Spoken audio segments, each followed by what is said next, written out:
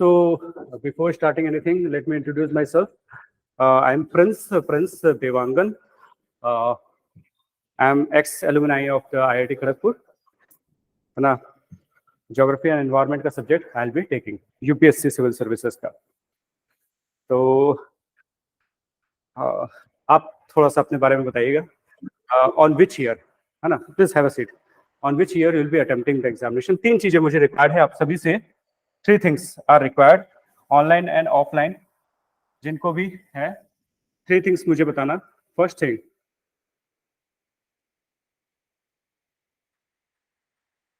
the first thing मुझे medium required है.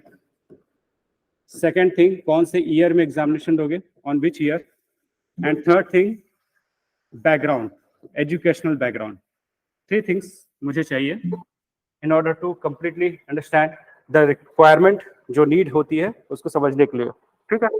So English medium, okay.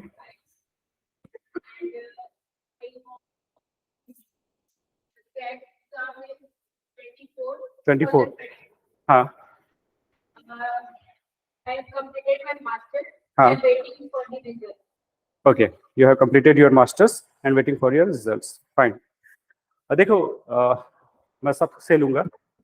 Online में देखो हर कोई जो यूपीएससी एग्जामिनेशन के लिए आता है, हर किसी का मोटिव अलग अलग होता है. डेस्टिनेशन एक ही होता है, मोटिव अलग अलग होता है. मोटिव्स में बहुत टाइप की चीजें होती है. जैसे क्या है, एक मोटिव मेरा ये है कि गवर्नमेंट जॉब है, ये है ना. सबसे पहला मोटिव हो सकता है कि एक तो गवर्नमेंट जॉब, ऑलरेडी इसका रेपुटेशन रिलेटिवली बेटर होता है क्योंकि जॉब सिक्योरिटी जो है एक one of the prime concern होता है. ठीक है ना.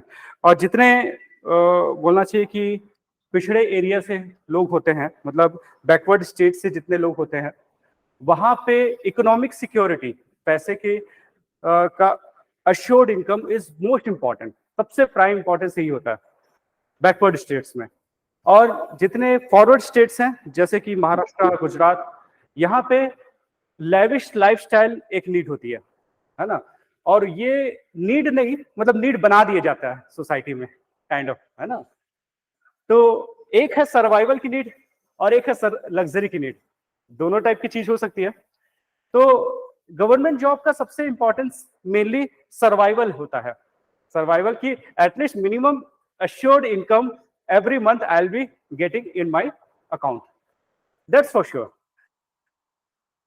क्या है, गवर्नमेंट ने एक हैप्पीनेस का इंडेक्स निकाला और यही चीज नेशनल लेवल पे भी होता है और इंटरनेशनल लेवल पे भी होता है. और उस इंडेक्स का नाम है gross national happiness.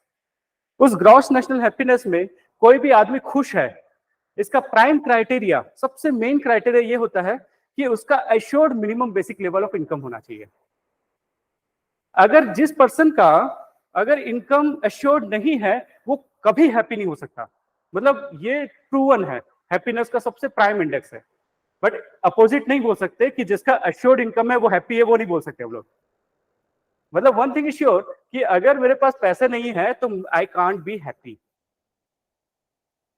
It is very difficult, है ना. तो दैट्स द फर्स्ट क्राइटेरिया कि minimum assured income, minimum basic level of income which is required. ठीक है ना. सेकंड चीज क्या होता है, सेकंड चीज क्या होता है जो जिस कारण से लोग बहुत ज्यादा आते हैं, दैट इज प्रेस्टीज. इस एग्जामिनेशन में जो सेकंड चीज इंपॉर्टेंट होता है वो है प्रेस्टीज. क्योंकि अदर गवर्नमेंट जॉब्स भी आपको मिल सकते हैं, बट जो प्रेस्टीज मिलता है इस जॉब से वो काफी हाई लेवल का होता है. जैसे क्या है, even if I am earning crores of rupees, I'll have to wait outside of the DM office, है ना. मुझे डीएम के ऑफिस के बाहर में वेट करना पड़ेगा, भले मेरा कितना भी करोड़ों का इनकम हो, है ना. क्योंकि मुझे सर्टेन थिंग्स अप्रूवल या बहुत सारे चीजों की रिक्वायरमेंट गवर्नमेंट ऑफिस में होती ही है. तो क्या हो रहा है कि पैसा प्रेस्टीज ऑल द टाइम नहीं देता, है ना. Money all the time Prestige नहीं देता. और प्रेस्टीज कई बार अपने लिए नहीं चाहिए रहता, फैमिली को चाहिए रहता है. एक्चुअली क्या है, हम लोग अपने मदर फादर को जो बेस्ट गिफ्ट कर सकते हैं ना, वो उनको पैसे से गिफ्ट नहीं कर सकते। उनको हम लोग एक रेस्पेक्ट, एक समाज में सम्मान, एक प्रेस्टीज इन सोसाइटी अगर हम लोग गिफ्ट कर दें, वो उनके लिए बेस्ट है। क्योंकि अगर आप उनको साड़ी या सूट देते हो, वो पहनने का उनको अब हैबिट खत्म हो गया, ये कि ज्यादा बहुत अच्छे से पहन के जाना है, वो कुछ ज्यादा नहीं रह गया। इतना सारा अलमीरा में रखा है, कितना पहनना नहीं होता करके। दूसरा, उनको खाने के लिए कहीं लेके जाते हो तो बीपी शुगर ज्यादा नहीं खा सकते, है ना। इस एज में ज्यादा वो नहीं रहता, क्योंकि हेल्थ इश्यूज हो सकते हैं। मतलब खिलाने भी नहीं ले जा सकते। घुमाने ले जाने के लिए सोचते हो तो वो लोग बोलते हैं कि भाई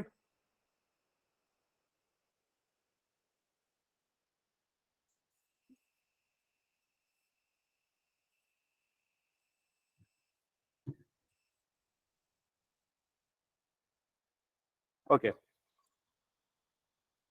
अगर घुमाने ले जाना है,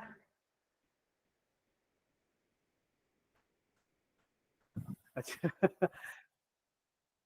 वो लाइट काफी ज्यादा कंज्यूम कर रहा था ना। हाँ, तो घुमाने ले जाओगे सोचते हो तो वो लोग चल नहीं सकते, बहुत सारे हिली एरिया में नहीं जा सकते। इवन ओशियन वगैरह में भी, समुद्र वगैरह में भी ले जाओगे तो थोड़ा बहुत बाहर में बैठ के नहा लेंगे, पर उतना ज्यादा मजा नहीं। मतलब क्या है, the best thing which you can gift to your mother and father, that is the prestige in the society. तो ये प्रेस्टीज जो रिक्वायर्ड है इस एग्जामिनेशन में जो हमको मिलता है, वो भी टॉप लेवल का है ना, टॉप लेवल का प्रेस्टीज मिलता है। थर्ड थिंग जिसके लिए हम लोग आते हैं, जो बहुत इंपॉर्टेंट होता है, और वो होता है मनी। देखो, अश्योर्ड लेवल ऑफ इनकम और लग्जरियस इनकम दोनों में डिफरेंस है ना। एक तो हुआ minimum basic level of income, तो वो तो मुझे प्यून की जॉब में भी अश्योर्ड 10,000 15,000 हर मंथ आ जाएगा। बट ग्रुप ए में क्यों जा रहा हूं, क्योंकि मुझे पता है कि मेरा सैलरी बहुत अच्छा रहेगा करके, है ना। Yes, I will be taking the questions, yes yes I will be taking the question. जो भी क्वेश्चन करना होगा तो हैंड रेज करना, आई will be giving you the opportunity दूंगा। तीसरा जो होता है मनी, कि इसमें जो अपना इनकम होता है वो काफी हाई लेवल का होता है। इतना है कि आप एक नॉर्मल स्टेटस मेंटेन कर सकते हो, है ना। एक 4 व्हीलर मेंटेन कर सकते हो एटलीस्ट, 1 नंबर की कमाई से ना, 2 नंबर की नहीं बता रहा हूं मैं, है ना। तो इतना तो श्योर है। फोर्थ होता है जो कि सरप्राइजिंग है, और वो है रिवेंज, है ना, बदला। आई शो समवन कि देखो मैं भी क्या चीज हूं वाला, है ना। ये रिवेंज के कारण से मतलब क्या है कि कहीं पे बहुत ज्यादा धक्का मिला है ना, कहीं पे बहुत ऑकवर्ड मोमेंट कभी ऐसा आ गया, या कभी आपको बहुत हर्ट हुआ है जस्ट बिकॉज फैमिली का रेपुटेशन किसी रीजन से खराब हो गया, कुछ लोगों ने रॉन्ग एलिगेशन लगा दिया, या ऐसा लगा कि कभी कभी आप पावरलेस फील किए। कई बार पैसा होते हुए भी आप पावरलेस फील करते हो, और जस्ट बिकॉज एक पावरफुल पर्सन के सामने आपको घुटने टेकने पड़ जाते हैं, जस्ट बिकॉज क्योंकि वो पावरफुल है। आपको ना ये हर्ट करता है। कभी कभी ना डिफेंस के लिए आर्मी रखा जाता है रादर देन अटैक के लिए, है ना। तो ये जो रिवेंज होता है ना, so that you should not B exploited, I should not B exploited, even my kid should not B exploited. कोई उसको इस साथ गलत ना करे, और गलत करे तो मैं उस पोजीशन में रहूं कि मैं उसको बता सकूं। तो रिवेंज का 2 तरीका हुआ, एक तो डिफेंस और दूसरा तरीका हुआ अटैक। तो अटैक वाला मैं हमेशा से डिस्करेज करूंगा, ये बहुत खराब चीज है कि मैं किसी को दिखाऊंगा, जब मैं बनूंगा पुलिस उसके घर में देखना कैसे छापा पड़ता है करके, रेड पड़ता है करके। So that is very bad thing, because anything which is starting from the negative mindset will never fetch you the good results. अगर कोई नेगेटिव माइंडसेट से आप चालू करते हो कोई भी काम को, तो वो पॉजिटिव रिजल्ट्स नहीं देगा। Emotions are required, it doesn't mean कि इमोशंस नहीं चाहिए इस एग्जामिनेशन के साथ, because emotion provides energy to your action. Emotion action को एनर्जाइज करता है, इसलिए इमोशन रिक्वायर्ड है, बट बैलेंस्ड इमोशन, धोनी वाला इमोशन, है ना। वो बैलेंस्ड करके उस प्रेशर को हैंडल करके उसमें ही बेटर करने की कोशिश करना है। तो दैट इमोशन इज रिक्वायर्ड, ठीक है। तो रिवेंज का 2 तरीका हुआ। पहला तरीका है कि डिफेंस, इसलिए कोई भी कंट्री अटैकिंग आर्मी नहीं बोलती है, डिफेंस हम लोगों ने रखा, है ना। डिफेंस रखा ताकि कोई अटैक करे तब हम लोग उसके ऊपर जवाब देने के लिए एकदम सक्षम हो, पावरफुल हो, एबल हो। रिवेंज का एक और होता है, श्योरली आप लोग के स्टेज में ऐसा होता है, आपको किसी ने डंप कर दिया है ना तो डंप कर दिया, तो आई विल शो समवन कि जिसको डंप किया मैं क्या चीज हूं करके। वो टेम्पररी चीज है इसके लिए आपको इस एग्जामिनेशन में नहीं आना चाहिए, क्योंकि जब तक वो स्टिमुलेटिंग फोर्स है बाहर का, तब तक अंदर में एनर्जी है। अगर उसके साथ पैचअप हो गया तो फिर से मेरा इमोशन खत्म यूपीएससी के लिए। तो ऐसा इमोशन जो सेल्फ जनरेटेड हो, that is required, rather than किसी के साथ हम लोग को दिखाने के लिए करना है। तो जब तक वो है तब तक हम लोग को इमोशन है, जब नहीं है तो खत्म हो गया। तो ऐसा ठीक नहीं है ना। इसके लिए इंटरेस्ट और एनर्जी अंदर से आनी चाहिए, बाहर से आएगी तो वो दूसरे ऊपर डिपेंडेंट हो जाओगे आप, that is also not required. और पांचवा बहुत इंटरेस्टिंग है। पांचवा है फिफ्थ, हिंदी में अच्छा लगेगा।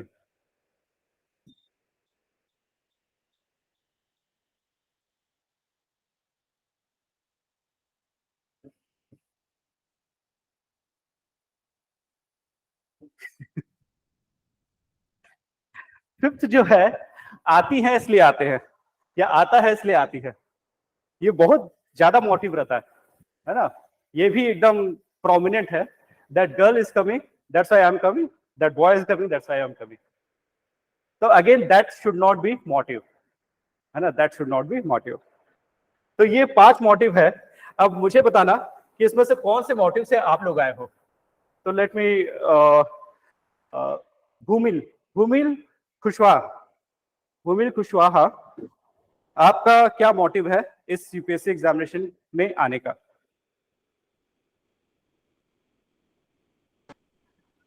सर मम्मा पापा को प्राउड फील कराना है। प्राउड फील कराना है, okay, that's good motive, yes, good. Deepak? Sir, why not change in the society and अपने आप को लाइक मतलब सोशल सर्विस, सिविल सर्विस या सोशल सर्विस? एग्जैक्टली, मैं इसलिए 6th मोटिव को नहीं रखा था, because I wanted that motive should come from your interior core, I should say, है ना। Yes, that could be one of the motive that you want to serve, yes, you want to serve the society, and you wanted certain things good for the society, because what we know ki even from the 10% of the resources which we are getting, we can do enough. But what the unfortunate part is that ki the 90% of the resources which government are having, we are not able to see those things on the ground, isn't it? That's the thing. जो चीजें even 10% resources भी अगर road पे आ जाता तो हमारा बहुत कुछ भला हो जाता, पर 10% रिसोर्स भी नहीं आ पाता हमारे ग्राउंड पे, जितना टैक्स कलेक्शन होते हैं, है ना। तो ये बहुत अनफॉर्चुनेट लगता है कि यार तुमको खाना है खाओ, पर इतना मत करो कि भाई पूरा का पूरा गार्डन जो बनाने के प्रोजेक्ट में बनाए थे गार्डन ही नहीं है, और गार्डन चलो बना भी दिए तो उसके बाद गार्डन का मेंटेन करने के लिए कोई नहीं है, तो गार्डन का पर्पस ही सॉल्व नहीं हुआ ना। तो सोसाइटी को सर्व करना इट डजंट मीन कि आपको कुछ एक्स्ट्रा करना। आप बीइंग ऑन ड्यूटी में रह के जस्ट बाय अपना रिस्पॉन्सिबिलिटी को अच्छी तरीके से करके आप सोसाइटी को सर्व कर सकते हो। प्रॉब्लम क्या है कि कोई 90% चलो काम कर ले और 10% खा ले, वो भी चल जाए, बट प्रॉब्लम है 90% खा जाते हैं ना, 90% खा जाते हैं और 10% बस ग्राउंड पे आता है। इसलिए क्या लगता है कि हम लोगों को उस पोजीशन में आना चाहिए कि जिस पोजीशन पे एटलीस्ट सोसाइटी के लिए जितना टैक्स मिलता है, जितना हम लोग का कलेक्शन होता है, उतना तो ग्राउंड पे है, कुछ तो काम हो। लोग प्रॉपर्टी टैक्स क्यों पे नहीं करते पता है? बहुत कम लोग पे करते हैं। इसका रीजन है कि प्रॉपर्टी टैक्स देने का मतलब है कि आपके बगल का जो नाली है, आपका जो रोड है ना, आपके यहाँ पानी का सप्लाई है, दैट शुड बी सफिशिएंट, वो होना चाहिए। बट जब वो नहीं होता ना तो लोग डिमोटिवेट होते हैं, है ना। हमारा पैसा लेके जा रहा है, जितना पैसा मैंने टैक्स में दिया उतना मैं खुद का नाली बना लेता हूं, यही लगेगा। मैं अगर 30 साल तक मैं देखता रहा कि मैं पैसा देते जा रहा हूं और हर महीने हर साल मैं कम से कम 8-10 हजार में दे रहा हूं प्रॉपर्टी टैक्स में, और वैसे करते करते मैं लाखों दे चुका हूं, पर फिर भी मेरे सामने का रोड और नाली नहीं बना है, तो डिस्करेज होता है ना। तो इसके कारण से आपको फील होता है कि यार एटलीस्ट उस पोजीशन में रहना चाहिए। एक पोजीशन किसने बोला, दीपक ने बोला कि सोसाइटी को सर्व करना। एक चीज बता रहा हूं ना, जब आप इंटरव्यू में जाओगे ना, आप सबसे पहले ना मतलब 90% लोग ये बोलेंगे कि मैं I want to serve the society, I want to serve the society. कोई ये नहीं बोलेगा कि मेरे को इनकम चाहिए, पैसा चाहिए, इसलिए मैं यूपीएससी में आना चाहता हूँ। इवन इफ वो चाहता है फिर भी वो नहीं बोलेगा। तो हमारा आंसर बाकी लोग से अलग क्यों होगा, कैसे होगा? तो अपने आंसर में अगर सोसाइटी को एक्चुअल में सर्व करना चाहते हो, तो उसका अगला क्वेश्चन ये आएगा, अन्ना हजारे जैसे बन के आप क्यों सोसाइटी को सर्व नहीं करते, है ना। जो अन्ना हजारे है, सिविल सोसाइटी का पर्सन है, उससे वैसा बन के, या मदर टेरेसा है, वैसा बन के आप सोसाइटी को सर्व कर सकते हो। आपको आईएएस या आईपीएस बनने की क्या जरूरत है? तो उसके लिए आंसर आपको रेडी रखना है। और श्योरली बता रहा हूं, सब कोई यही बोलेंगे, क्योंकि सब कोई आइडियल दिखाना चाहते हैं, I want to serve the society. ठीक है ना? ठीक है दीपक, वैसे मैं यस आंसर सर। बताऊं? हाँ, मैं हाँ आंसर वही आंसर ही मतलब yes yes sir, like Anna Hazare जी या फिर आपका कोई भी जो सोशल वर्कर है, एनजीओ में काम करते हैं, वो यस ऑब्वियसली सोसाइटी को सर्व करते हैं, बट वो ऑन ग्राउंड लेवल उतना चेंजेस ला नहीं सकते हैं। They have to take a long time, मतलब टाइम लगेगा, वो बढ़ जाता है उनकी साइड से जाने के लिए। बट अपने हम लोग अगर करेंगे तो हम सिविल सर्वेंट, हम लोग टाइम लैग बचा सकते हैं। हाँ हम इंस्टेंट रिएक्ट कर सकते हैं, कुछ भी मतलब कुछ भी अगर गलत चल रहा है तो, in compare to social service के थ्रू या एनजीओ के थ्रू जाने से। ठीक है। ये जो क्या है, आपका जो गुड वर्क है, उसको मार्केट के माइंड में जाने में या लोगों के मन में जाने में बहुत टाइम लग जाता है। 20-30 साल आप काम करोगे, तब लोग जानेंगे कि आप काम करते हो।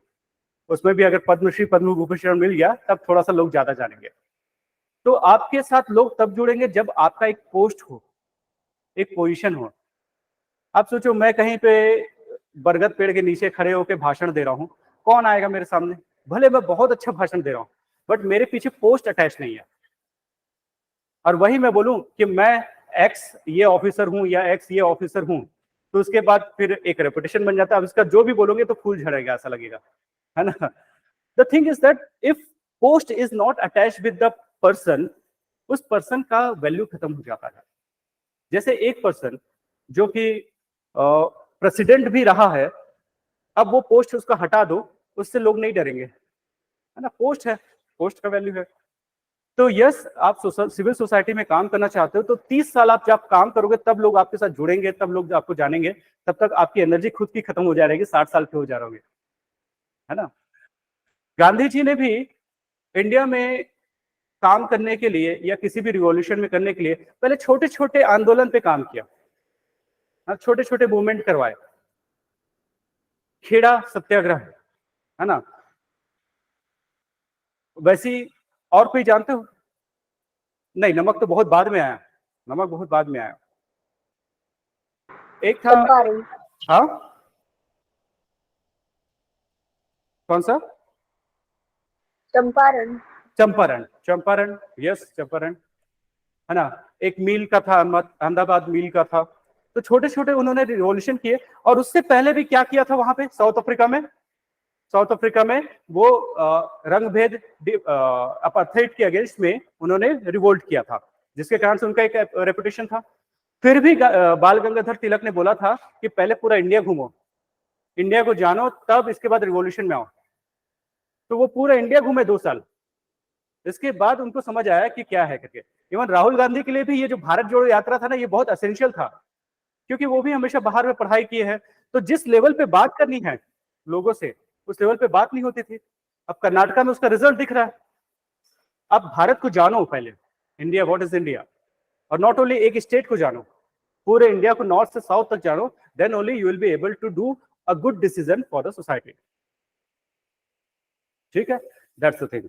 ठीक है, तो हम लोग कहां पे थे? हम लोग ये थे कि सिविल सर्विसेज में आने का एक रीजन ये हो सकता है कि हम सोसाइटी को सर्व करना चाहते हैं, बट हम लोगों को क्या है कि हमारी बात तभी मानी जाएगी जब हमारे पास पोस्ट है। ठीक है, that's the thing. Deepali Shah,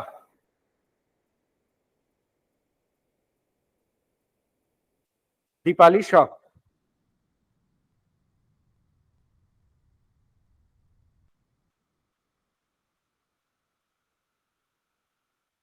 Sheetal, हाँ हाँ क्यों बनना चाहते हो? सर, एक तो मैं गांव से हूँ, तो अपने गांव की तरफ इसको वहाँ लड़कियों को ज्यादा नहीं पढ़ाते, ज्यादा दिन तक के फिर से शादी कर दी जाती है। पहला रीजन, और दूसरा अपने माँ बाप को खुद चलाना चाहता हूँ और पैसा कमाना चाहती हूँ। अच्छा, आप गांव से हो, वहां पे ज्यादा नहीं पढ़ाना चाहते गर्ल्स को, तो ये एक जो मेरा एक क्राइटेरिया था जिसमें बोला था कि अगेंस्ट एक्सप्लॉयटेशन, मतलब at least we should not be exploited. और गर्ल्स को इसमें इसलिए आना चाहिए क्योंकि वो अगेंस्ट एक्सप्लॉयटेशन डेफिनेटली सेव हो जाती है ना, कोई एटलीस्ट उनसे फेवर के कारण से कुछ गलत काम नहीं करवाएगा, दैट्स फॉर श्योर। तो ये एक अच्छी चीज है, अच्छा रीजन है। Kaushik, Kaushik, what do you feel?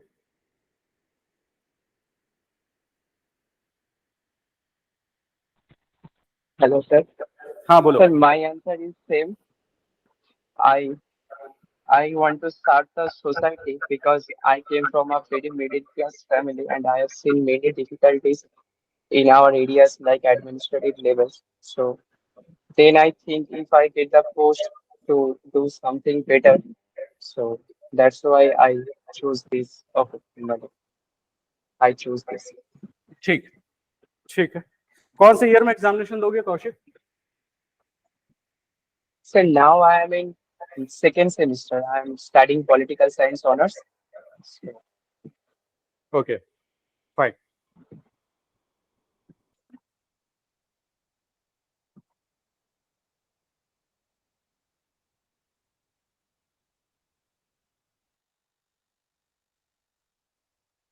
तो आज का जो टॉपिक था उसमें ये था कि यूपीएससी के सिलेबस का एक ओवरव्यू करना है और ज्योग्राफी को इंट्रोड्यूस कराना है, और एट द सेम टाइम मुझे आपकी नीड को भी समझना है। तीन चीजें था।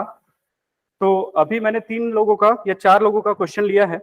इसके बाद बीच में मैं फिर से आप लोगों के पास आऊंगा कि किस तरीके से आपका वो 3 क्राइटेरिया जो मैंने आपसे पूछा, कौन से मीडियम के हो, कौन से साल में एग्जामिनेशन दोगे और क्यों दे रहे हो इस एग्जामिनेशन को, इसका मोटिव क्या है, और एजुकेशनल बैकग्राउंड, ये 4 चीजें मैं बीच बीच में पूछूंगा।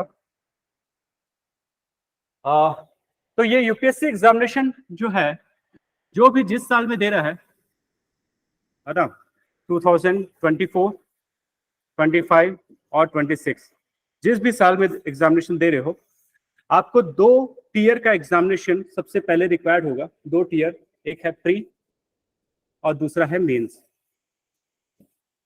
ये 2 टीयर आपको क्रैक करने होंगे।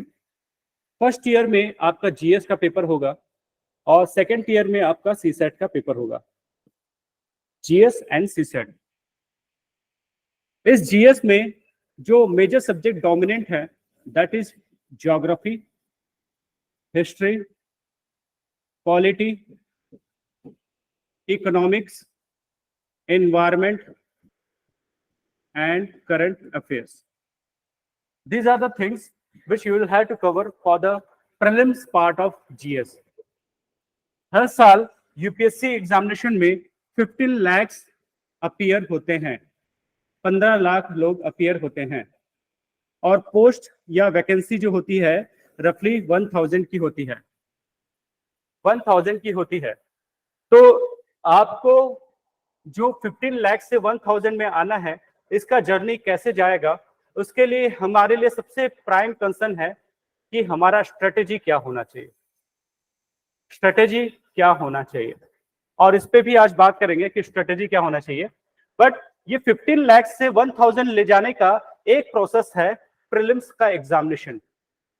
प्रीलिम्स का एग्जामिनेशन मोस्ट ऑफ द लोगों को रिजेक्ट कर देता है, क्योंकि प्रीलिम्स का एग्जामिनेशन सिलेक्शन का क्राइटेरिया ना होके रिजेक्शन का क्राइटेरिया है, isn't it? जब 15 लाख में से हार्डली 15,000 लोग प्रीलिम्स क्रैक करेंगे, तो मतलब क्या है, प्रीलिम्स आपको रिजेक्ट करने के लिए बनाया है ताकि सिर्फ 15,000 लोग मेंस दें, तो उसमें से 1000 लोग आपके रिजल्ट्स पे लेके आए, है ना। तो ये प्रीलिम्स सबसे बड़ा बैरियर है आपके लिए, जिसमें से geography, history, polity, economics, environment, current affairs, ये 6 सब्जेक्ट जो है ये सबसे ज्यादा इसमें से क्वेश्चंस आते हैं।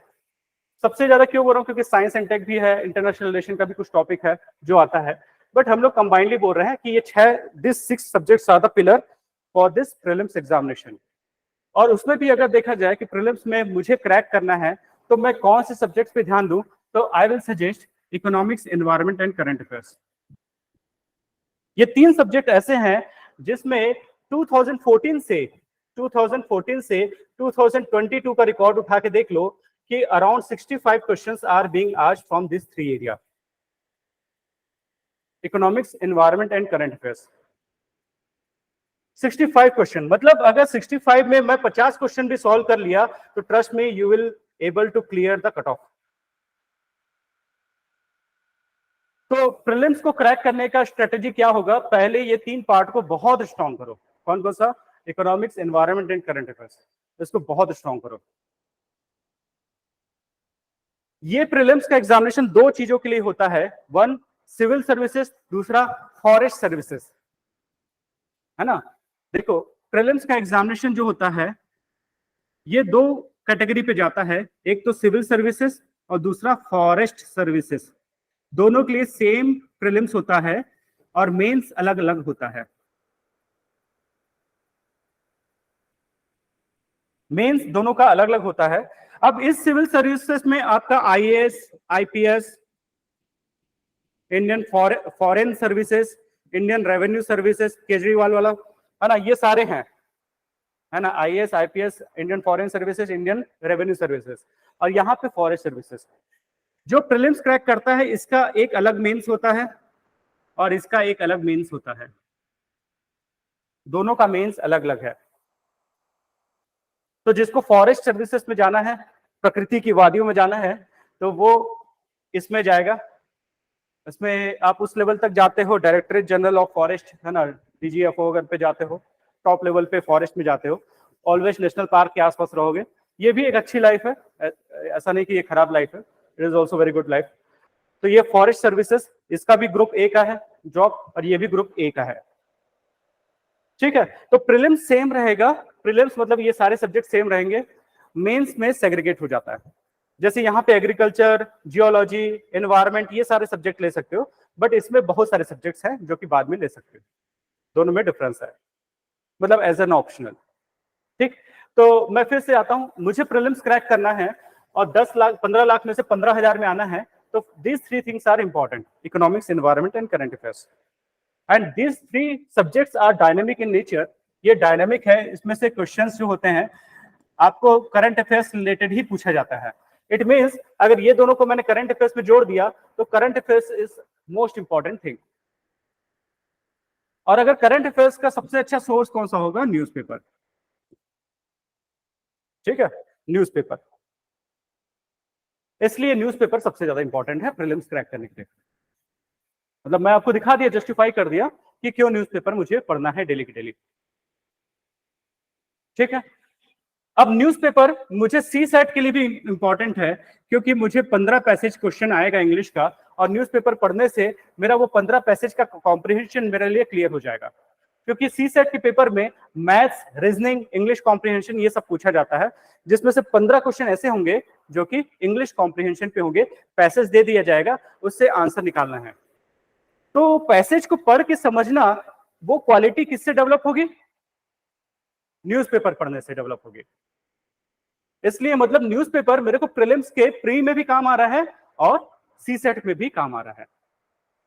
सी सेट सिर्फ 33% मार्क्स लाने हैं इसमें, और उसमें भी 80 क्वेश्चन बस आते हैं, ओनली 80 क्वेश्चन। जैसे इसमें 100 क्वेश्चन आते हैं ना, है ना, सी सेट में सिर्फ 80 क्वेश्चन आते हैं। अगर मेरा इंग्लिश अच्छा है और मैथ्स मैनेजेबल है तो definitely I will be able to crack CSAT. अगर मेरा सी सेट क्वालिफाई होता है तभी प्री चेक होगा, नहीं तो चेक नहीं होगा, है ना। तो मतलब मेरे लिए पहला बैरियर कौन सा हुआ? सी सेट। तो मतलब मैथ्स और इंग्लिश, इसको इस लेवल पे करना है कि एटलीस्ट मेरा 33% मार्क्स उसमें से सिक्योर हो जाए, ठीक। तो एक स्ट्रेटेजी बना कि eco, environment and current affairs के लिए मैं पढ़ रहा हूं न्यूज़पेपर। न्यूज़पेपर ये मेरे लिए बहुत इंपॉर्टेंट है ना, और मुझसे मेरा इससे सीसेट भी हो जा रहा है। मतलब मैंने प्रीलिम्स का क्रैक करने का जुगाड़ बना लिया, इसको क्या बोलेंगे, जुगाड़, है ना। प्रीलिम्स क्रैक करने का मेरा जुगाड़ हो गया। इट डजंट मीन कि ज्योग्राफी हिस्ट्री पॉलिटी को नहीं करना है, उसमें से इतना हो जाए कि 10 में से 3-4 क्वेश्चन हिल जाए, इतना हो जाए बाकी सब सब्जेक्टों से, है ना। आई एम नॉट सेइंग कि बहुत ज्यादा।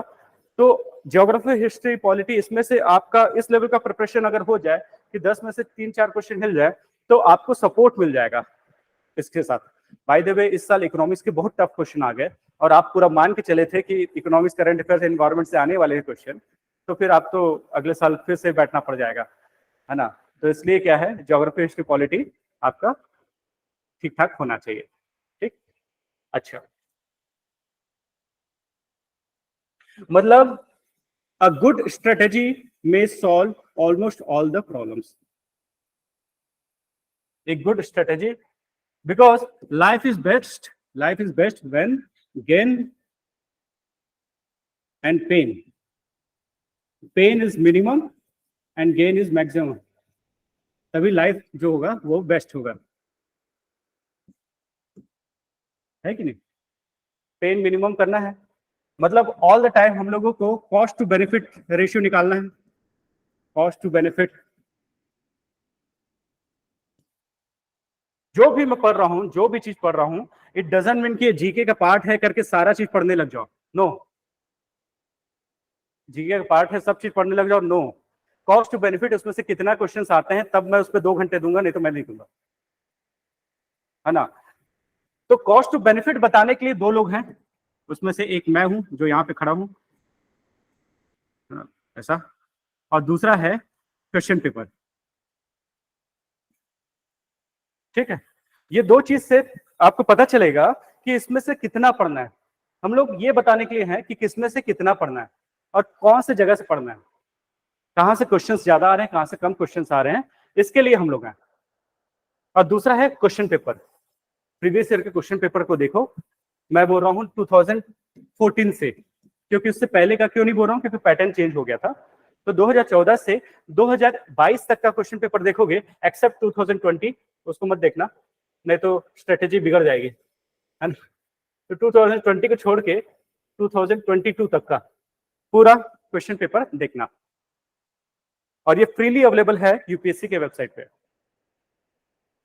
तो 2000 अगर ये स्ट्रेटेजी अपना बनता है करेक्ट तरीके से, तो मेरा जो गेन होगा वो मैक्सिमम होगा और पेन जो होगा वो मिनिमम होगा। Cost to benefit is very much important. मतलब in all the 3 tier of the examination, prelims में मुझे जानना है what not to attempt. First thing prelims examination में जानना है कि कौन सा क्वेश्चन को अटेम्प्ट नहीं करना है। मेंस में मुझे जानना है व्हाट नॉट टू राइट, क्या नहीं लिखना है, ये मुझे जानना है। एंड में इंटरव्यू में जानना है व्हाट नॉट टू स्पीक, है ना। प्री में मुझे जानना है कौन से क्वेश्चंस अटेम्प्ट नहीं करना है क्योंकि नेगेटिव मार्किंग्स है। मेंस में जानना है कि क्या लिखना नहीं है क्योंकि वर्ड लिमिट है 15 मार्क्स का, 250 वर्ड लिमिट है। आप कुछ भी लिखोगे, लर्न फन कुछ भी लिख दोगे तो क्या होगा, आपका वर्ड लिमिट एक्सीड कर जाएगा, और in the UPSC examination once you are exceeding the word limit, definitely you will be losing the marks, to the point लिखना है। ये लिखा हुआ है आपके यूपीएससी के नोटिफिकेशन में, लिखा है you will have to write succinct answer, मतलब टू द पॉइंट, एकदम क्लियर आंसर, जो चीज पूछा गया है वही लिखना है। ये नोटिफिकेशन में लिखा रहता है। मतलब मेंस में जानना है व्हाट नॉट टू राइट, और इंटरव्यू में जानना है व्हाट नॉट टू स्पीक। वो बताएंगे बाद में कि क्या नहीं बोलना है, ये जानना जरूरी है। इससे आप फोकस्ड होते हो, ये 3 चीजों से आप फोकस्ड होते हो। है ना, फोकस होना, ये 3 से होता है। मतलब क्या है, मेरे पास एक पेड़ है ना, मेरे पास एक एक्स है, ये वाला एक्स लिखूं क्या, ये एक्स है, ये आपके पास है एक्स, नहीं है,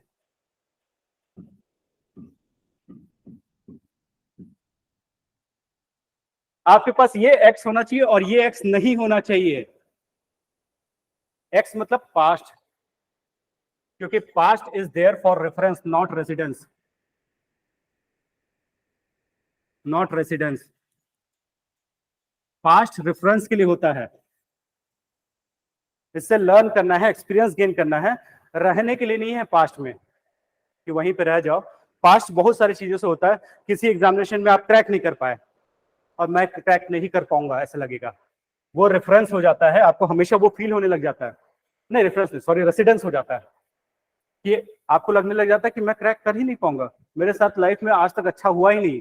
ये जो पास्ट का जो चीज है ना, वो लेके चलना नहीं है ना, हम लोग को आगे बढ़ना है ना। और पास्ट में जो जब भी कभी भी अनसक्सेसफुल हुए हो, कभी भी पास्ट में अनसक्सेसफुल हुए हो, तो क्या है, वो आपको रेफरेंस पॉइंट प्रोवाइड करता है कि क्या चीज करना था, क्या चीज नहीं करना था। It doesn't mean you are not capable enough to do this.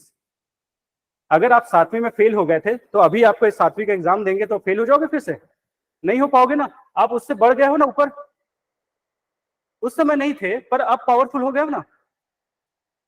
तो past is there for reference यार, है ना, बिकॉज फेलियर जो होता है ना is part of success, it is not opposite to success. Failure is part of the success, it is not opposite to success. Failure है, learn हुआ है, एज अ रेफरेंस आप लिए हो, उसके बाद आप सक्सेसफुल होते हो, और यही करना है आपके। पास्ट में जो भी हुआ है उसको भूल जाओ, अब जो है प्रेजेंट है, प्रेजेंट को बेस्ट करो, will have to live in the present.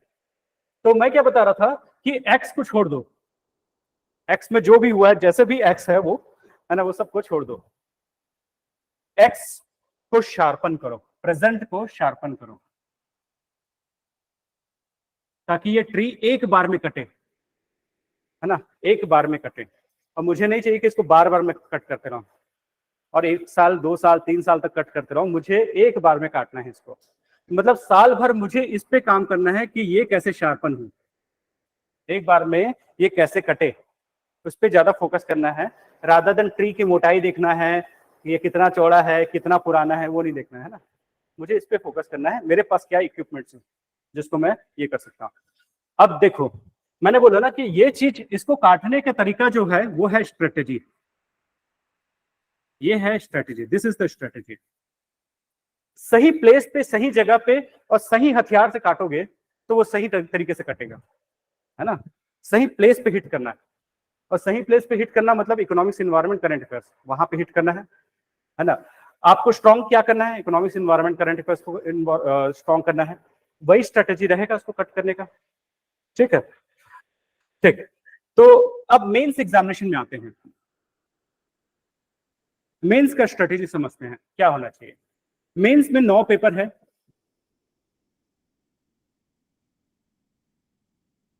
9 paper है, इसमें एक पेपर है इंग्लिश का, दूसरा पेपर है हिंदी या बंगाली, जो भी इंडिया का कोई भी लैंग्वेज जो है आप चूज कर सकते हो, इंडियन लैंग्वेज में कोई भी लैंग्वेज चूज कर सकते हो। किसमें, 22 लैंग्वेज में, जो हमारे कॉन्स्टिट्यूशन के 8th शेड्यूल में मेंशन है, 8th शेड्यूल में मेंशन है। हिंदी, बंगाली, जो भी आपको लगता है, कोई भी एक लैंग्वेज ले सकते हो। थर्ड होता है एसे का पेपर, 250 मार्क्स का पेपर है ये। सेकंड होता है हाँ, फोर्थ होता है जीएस पेपर 1, जिसमें कौन कौन सा है, geography, history, society, plus art and culture, art and culture, ये भी 250 मार्क्स का है। 250 मार्क्स का है। ठीक है, फिर जीएस पेपर 2, इसमें pol science plus international relation. Third है GS paper 3, economics, environment, science and tech plus internal security plus disaster management. ये सब मिला के आपका 250 मार्क्स का, ये भी 250 मार्क्स का पेपर है।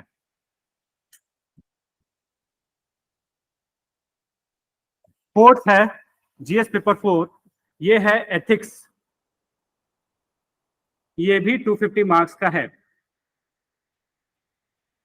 तो 9 पेपर में मैंने 7 पेपर्स बता दिए हैं। फर्स्ट है इंग्लिश, सेकंड है हिंदी या कोई भी इंडियन लैंग्वेज, थर्ड है एसे, फोर्थ है GS paper 1, paper 2, paper 3, paper 4। इसके अलावा 2 ऑप्शनल के पेपर होते हैं, मतलब एक सब्जेक्ट के 2 पेपर, पेपर 1 एंड पेपर 2। ये सब मिला के 9 पेपर होते हैं जीएस के मेंस में। ये भी 250 मार्क्स का हुआ, ये भी 250 मार्क्स का हुआ। सपोज आपने ऑप्शनल पॉल साइंस लिया है, पॉलिटिकल साइंस लिया है, तो आपका पेपर 1 250 मार्क्स, पेपर 2 250 मार्क्स, पर दोनों ही पॉलिटिकल साइंस का होगा। ये सब मिला के कितने मार्क्स का हो रहा है?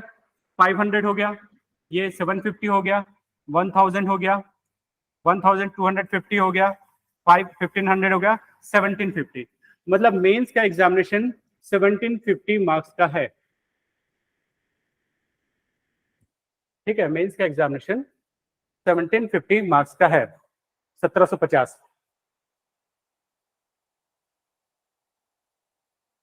अब इसके लिए क्या स्ट्रेटेजी होना चाहिए वो देखते हैं हम लोग, कि इस मेंस एग्जामिनेशन को कैसे क्रैक किया जाए, उसका तरीका क्या होगा। आपका नाम क्या है? हाँ, उपकार। आप हिंदी से हो कि इंग्लिश मीडियम से हो? हिंदी मीडियम से। 12th हो गया और ग्रेजुएशन हुआ है? नहीं हुआ है, ठीक। अभी रिजल्ट आया, ठीक। समझ आ रहा है जो बोल रहे हैं? ठीक। अब मेंस एग्जामिनेशन मैंने बताया 9 पेपर है, 9 पेपर में इंग्लिश हिंदी, तो इसमें तो ये दोनों क्वालिफाइंग है। सिर्फ 25% मार्क्स लाने हैं आपको, 25% मार्क्स लाने हैं। इसमें भी 25% मार्क्स लाने हैं। इससे मेरा काम हो गया, है ना, इसमें मेरा काम हो गया। इंग्लिश और हिंदी सिर्फ क्वालिफाइंग है। अब जो मेन लड़ाई है वो ये पेपर में है। अब इसमें कॉस्ट टू बेनिफिट फिर से निकालते हैं। मेरे को 250 मार्क्स लाने हैं, तो इसमें से कौन सा पेपर अच्छा लग रहा है जिसमें 250 मार्क्स बहुत इजीली आ जाएगा? Science and tech, internal security, disaster management, 5 subject मिला के 250 मार्क्स आ रहे हैं। सर ऑप्शनल, ऑप्शनल, हाँ ऑप्शनल भी अच्छा है। एक सब्जेक्ट से 500 मार्क्स का हो रहा है मुझे, एक सब्जेक्ट से 500 मार्क्स के हो रहे हैं, मतलब ऑप्शनल एक अच्छा सब्जेक्ट है। क्योंकि अगर मैं पॉल साइंस ले लिया तो जीएस पेपर 2 भी हो गया मेरा पॉल साइंस, मतलब एक पॉल साइंस से मैं 750 मार्क्स का जुगाड़ कर लिया। सर एथिक्स का पेपर, यस, एथिक्स का पेपर एक सब्जेक्ट है, 250 मार्क्स मेरा हो गया। तो मुझे अगर सबसे पहले प्रिपेयर करना है तो पहले ऑप्शनल, क्योंकि मेरा 750 मार्क्स का जुगाड़ हो गया। और ट्रस्ट मी, अगर 750 मार्क्स आ गए आपको रेलवे के सर्विसेज या पोस्ट के सर्विसेज मिल जाएंगे। 750 मार्क्स आ जाए तो, मैं सिर्फ एक सब्जेक्ट की बात बताया हूं, अगर पूरा मार्क्स आ जाते हैं तो। ठीक है, तो पहला है ऑप्शनल, दूसरा है क्या है? एथिक्स, 250 मार्क्स का और जुगाड़ हो गया मेरा। एक और कौन सा पेपर दिख रहा है?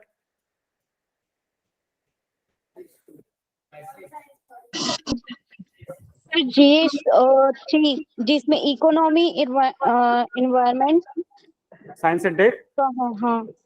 पर इसमें 5 सब्जेक्ट है, समझो ना, 5 तो सब्जेक्ट। हमने जो किया था इन्वायरमेंट अच्छा, हाँ, और इकोनॉमी तो अपना स्ट्रॉन्ग हो ही गया है। सही बात है, ये भी बात है।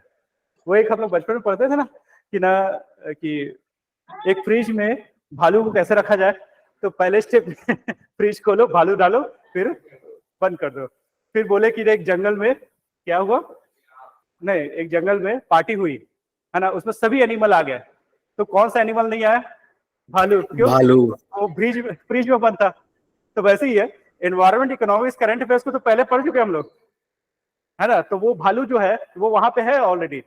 तो सही बात है कि पेपर 3 मेरा ऑलरेडी है, ठीक है।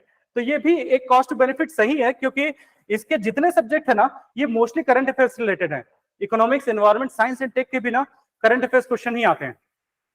फिर है internal security, disaster management, disaster की भी करंट अफेयर्स की, जैसे फॉरेस्ट फायर कहाँ पे लगा, क्यों लगा, क्या रीजन था, फ्लड क्यों आया, है ना, कैसे मैनेजमेंट होगा, ये पूरा ये पार्ट है। यस, पेपर 3 आप सोच सकते हो, बट फिर भी मुझे एक और दिख रहा है, कौन सा, एसी पेपर दिख रहा है, ठीक है ना। हम लोग क्या करते हैं, यूपीएससी जैसी तैयारी करना चालू करते हैं, पहले हिस्ट्री ज्योग्राफी पढ़ना चालू करते हैं। अब देखो ज्योग्राफी हिस्ट्री सब मिला के आपका जीएस पेपर 1 का 250 मार्क्स होता है।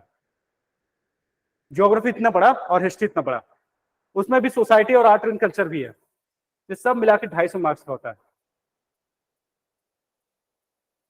और पेपर 2 में भी pol science and international relation, by the way मेरा पॉल साइंस ऑप्शनल नहीं है, तो मुझे ये 2 पार्ट को पढ़ना पड़ेगा, political science and international relation को। तो कॉस्ट टू बेनिफिट में मुझे ना एक और मिल गया, वो है एसे। एसे ना 125 मार्क्स के 2 एसे पूछा जाता है। अगर मैं एसे में एक्सपर्टाइज कर लिया, है ना, तो श्योरली मेरा ना 250 मार्क्स में एटलीस्ट 150 मार्क्स कहीं नहीं जाने।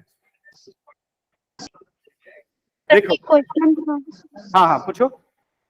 सर, एसे में तो किस प्रकार से एसे आएगा, मतलब कि सब्जेक्ट वाइज कैसे टाइप से आता है एसे, जैसे लिखा है तो उसमें।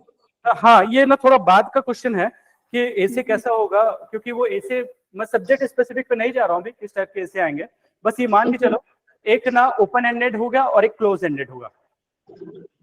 ओपन एंडेड, क्लोज एंडेड मतलब ऐसा है, ब्लैक कैट इन ब्लैक रूम वाला टाइप का होगा, एक फिलोसफिकल टाइप का होगा, और एक ऐसा होगा कि कोई इकोनॉमिक्स इन्वायरमेंट के बारे में कुछ ऐसा चीज होगा जिसके बारे में आपको बनाना है।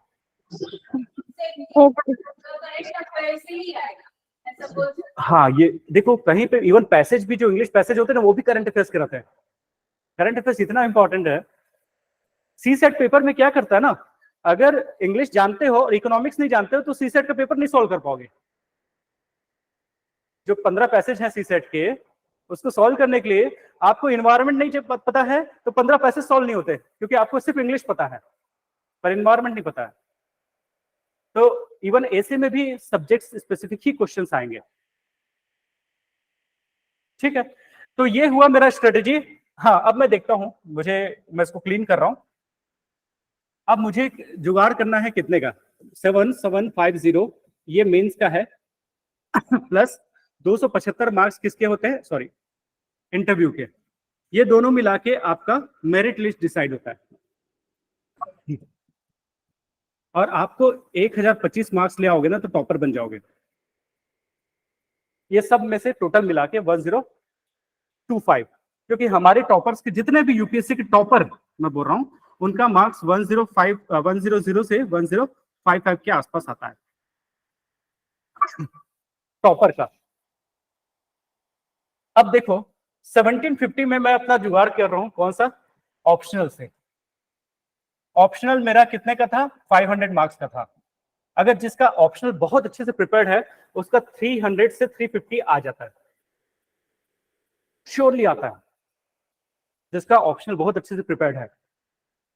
तो मेरा, अगर मैं वर्स्ट केस में 325 लेता हूं, 325, तो मैं इसको थोड़ा माइनस कर देता हूं, इससे, चलो इससे माइनस करता हूं, 037। अब 730 मार्क्स मुझे लाने हैं, ठीक है, 730 मार्क्स लाने हैं, मेरा तो ऑप्शनल से आ गया। अब एसे 250 मार्क्स का था, मैंने पूरा 1 महीना पढ़ा एसे के बारे में, श्योरली मेरा एसे अच्छा हो जाएगा, ट्रस्ट मी। मेरा इसमें 130 से 150 मार्क्स फेच हो जाएंगे, है ना, 130 से 150 मार्क्स फेच हो जाएंगे। तो मैंने 730 में बीच का 1 मार्क्स ले लेते हैं, कितना हुआ 590 बचे है ना, है ना। अब मेरे को 590 मार्क्स लाने, मैं टॉपर के लिए देख रहा हूँ ना, टॉपर्स का मार्क्स खोज रहा हूँ। अब 590 मार्क्स चाहिए मुझे टॉपर बनने के लिए,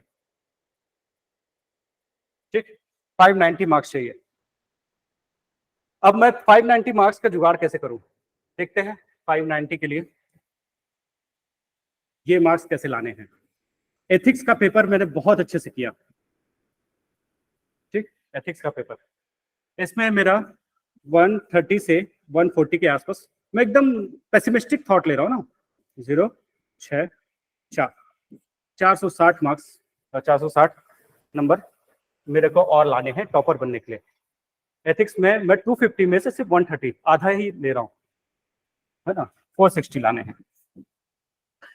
अब मेरे पास कौन से पेपर बचा, मेरा जो ऑप्शनल था, जैसे पॉल साइंस का ऑप्शनल था, तो मेरा उसको करते करते मेरा पेपर 2 तैयार हो गया, जिसमें अगेन मेरे को 130 के आसपास मेरे को मार्क्स मिल गया, है ना। तो ये मेरा 330, ठीक है। अब जो बचे हुए 3 पेपर है उसमें 250 में मुझे हार्डली 100 मार्क्स लाने हैं, हार्डली टॉपर बनने के लिए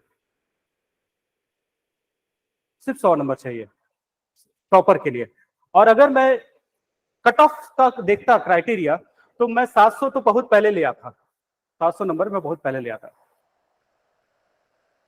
तो क्या हुआ कि टॉपर बनने के लिए मुझे ये तरीके को मानना पड़ेगा, पहला एथिक्स, दूसरा है आपका ऑप्शनल एंड तीसरा है एसी, है ना। और ऑप्शनल वैसा लेना है जिसका जीएस के साथ ओवरलैपिंग है।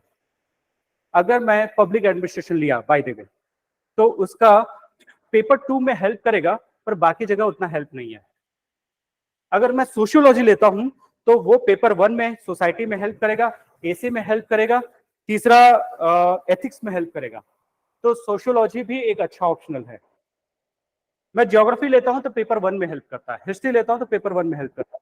बट अगर मैं कोई दूसरा सब्जेक्ट एकदम आउट ऑफ द वर्ल्ड ले लेता हूं, कोई टॉपिक ऐसा, तो वो मुश्किल हो जाता है। जैसे मैं पाली लैंग्वेज ले लिया, तो पाली लैंग्वेज अगर हो गया तो पालने में घूमते रहो। तो ये है। हाँ, क्या क्वेश्चन है सर?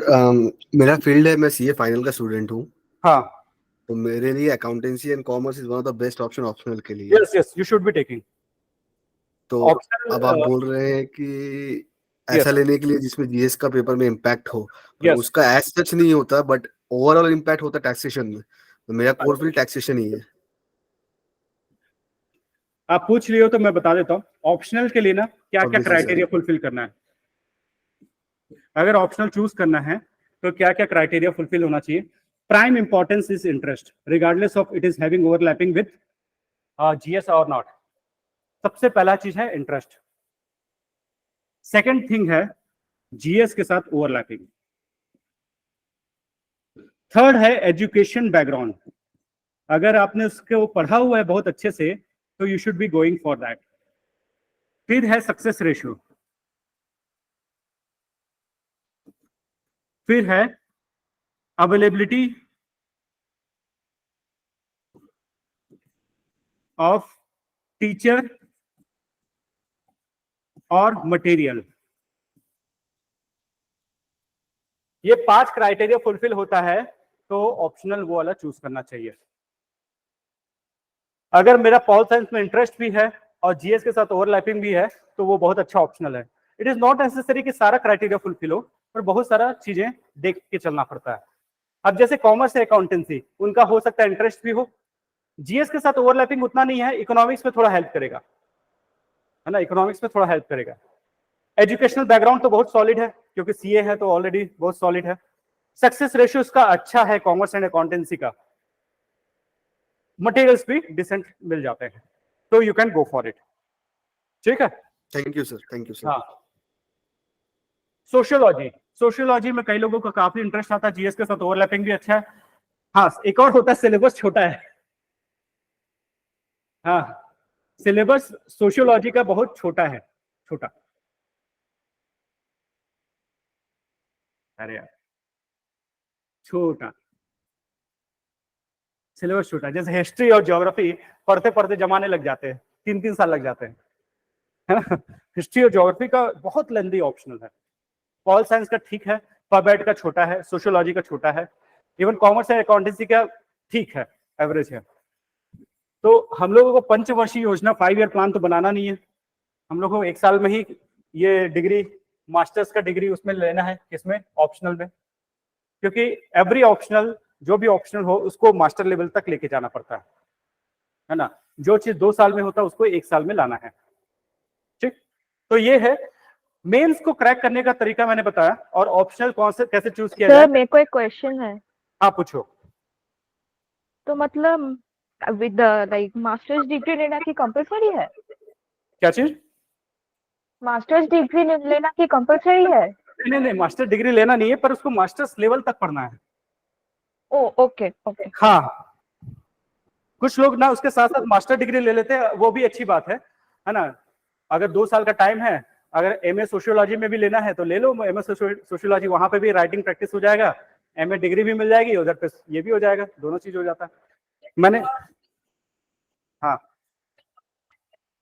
हाँ हाँ, फिलोसफी लेते हो तो 3-4 जगह पे हेल्प मिलेगी, बता रहा हूँ। एक्चुअली फिलोसफी हर एक सब्जेक्ट का ओरिजिन है, हर एक सब्जेक्ट का ओरिजिन है। तो आप ना किसी भी सब्जेक्ट में जब जाते हो तो एक फिलोसफर का नाम लेते हुए अगर आप ना कोट करते हुए आंसर लिखते हो तो आंसर एनरिच होता है। तो philosophy you can go for it. Philosophy का भी ठीक है, सक्सेस रेशियो ठीक है, सिलेबस भी ठीक है, पर इसका ओवरलैपिंग जीएस के साथ ज्यादा नहीं है। हाँ, अगर आप पास्ट में पढ़े हुए हो तभी लो philosophy. Okay, you are in master, है ना। देखो, फिलोसफी, सोशियोलॉजी एंड साइकोलॉजी, ये 3 सब्जेक्ट में आपको एक चीज जानना जरूरी है, it is there and it is almost there. It is almost there and it is there, ये दोनों में डिफरेंस बहुत ज्यादा है। अगर मैं इट इज ऑलमोस्ट देयर में जाता हूं तो दूसरा थिंकर आता है, इट इज देयर में आता हूं तो दूसरा थिंकर आता है। दोनों थिंकर अलग अलग थॉट बोल के रखे हैं, हमारे लिए कॉमन लगता है पर किसी और के लिए वो सेम है और आपके लिए और अलग है। जैसे मैं एथिक्स और मॉरल को इंटरचेंजेबली यूज कर सकता हूं, बट अगर जो सोशियोलॉजिस्ट वाला होगा या साइकोलॉजिस्ट होगा वो कभी एथिक्स और मॉरल को सेम नहीं बोलेगा, है ना। हम लोग कभी मॉरली सेम बोल देते हैं, कभी एथिकली सेम बोल देते हैं। वैसे it is there and it is almost there में बहुत क्लियर डिफरेंस पता लगना जरूरी है। अगर वो नहीं करते तो मार्क्स नहीं निकलते। कौन कौन से 3 सब्जेक्ट? फिलॉसफी, सोशियोलॉजी और साइकोलॉजी। तो be very much careful on this 3 subject. जब पढ़ते हो तो ऐसा लगता है कि सारा समझ आ रहा है, पर जब लिखने होते हो ना तब दिक्कत होती है। ये सब्जेक्ट में लिखने में दिक्कत आती है, ठीक है। अच्छा, अब हाँ, साइंस, साइंस का ना ऑप्शनल सब्जेक्ट ना सक्सेस रेशियो अच्छा नहीं है। जैसे फिजिक्स है, केमिस्ट्री है, जूलॉजी है, बॉटनी है, ये नॉर्मली इसमें सक्सेस रेशियो अच्छा नहीं है, ठीक। हाँ, मैथ्स ले सकते हो अपने गट्स पे, है ना। ये है क्योंकि इसमें सीधा 10 या 0, है ना। कनिष्क कटारिया जो 2018 में मैथ्स ऑप्शनल में टॉपर बना था, वो 350 से ज्यादा मार्क्स लाया था। इससे पहले मैथ्स को ऑप्शनल में आज तक किसी ने क्रैक ही नहीं किया था और वो सीधा टॉपर बना। मतलब क्रैक करते थे बहुत कम। तो ये अपने ऊपर है, अगर मुझे कॉन्फिडेंस है कि मैं मैथ्स में कर लूंगा तो definitely you should go for it, ठीक है। उसमें ऐसा है 10 या 0, 10 या 0, इसी के कारण से कर। हाँ, स्टैंडर्ड का रहते तो हैं मास्टर्स लेवल के, है ना। हम लोग बोल सकते हैं कि बीएससी मैथ्स के बाद ऊपर में जो एमएससी मैथ्स वगैरह जो होता है उस लेवल का रहता है मैथ्स। बट जो भी मैथ्स रहता है वो हमेशा से एडमिनिस्ट्रेटिव के रिलेवेंट में रहता है, कितना रिलेवेंसी रहेगा उस हिसाब से रहता है। सक्सेस रेशियो उतना अच्छा नहीं है, थोड़ा रिस्क है, थोड़ा रिस्क है। इसलिए ना जो टेक्निकल स्टूडेंट्स भी होते हैं ना, वो सिविल मैकेनिकल ये लेके नहीं जाते, इलेक्ट्रिकल लेके नहीं जाते हैं। हाँ, ऑप्शनल के लिए सोशियोलॉजी, पॉल साइंस, ये 2 सब्जेक्ट अच्छे हैं। बट स्टिल इंटरेस्ट देख लो, अगर आपको इंटरेस्ट आता है तो आप जा सकते हो। मुझे साइकोलॉजी में इंटरेस्ट आता था, मैंने साइकोलॉजी ले लिया था ऑप्शनल, ज्योग्राफी प्लस साइकोलॉजी, हम लोग के समय 2 होता था। मुझे बहुत इंटरेस्ट था तो बल्कि मैं इसमें ज्यादा अच्छा कर पाता था क्योंकि इंटरेस्ट बहुत था। तो इट डिपेंड्स। अब है लास्ट है इंटरव्यू। अभी तक हम लोग जो मार्क्स कैलकुलेट कर रहे थे वो सिर्फ मेंस का, जबकि मेरिट लिस्ट में मेंस प्लस इंटरव्यू दोनों मिला के मिलता है। तो 275 मार्क्स का होता है। अगर आपने वहां पे आउटस्पोकन तरीके से या ब्लफ नहीं किया तो आपको एक डिसेंट मार्क्स 125 से 150 मार्क्स मिल जाएंगे। और इसमें सिर्फ एक चीज है, जस्ट बी ऑनेस्ट। पता है तो पता है, नहीं पता है नहीं पता है, ब्लफ मत करो, है ना। जो हो वही हो रहो, प्रिटेंड मत करो। और दूसरा चीज है नो बायसनेस। नो बायसनेस, पक्षपाती न रहो, चाहे गवर्नमेंट का हो, चाहे कम्युनिटी का हो, रिलीजन हो, सोसाइटी हो, कहीं पे भी बायसनेस नहीं दिखना चाहिए। ठीक है, तो क्योंकि इंटरव्यू का नाम है पर्सनालिटी टेस्ट। इंटरव्यू का नाम है personality test. They are not looking for your knowledge, they are looking for your personality. So even if you are not in position to answer all the 10 questions they have asked, still you will be able to manage 125 to 150 marks. Just being honest and say, sir, I don't know. अगर नहीं पता है कोई बात नहीं, you are not Wikipedia. आपका knowledge check हो चुका है मेंस में, आपका नॉलेज प्रीलिम्स में चेक हो चुका है ना। अब आपका पर्सनालिटी चेक किया जा रहा है। ठीक है,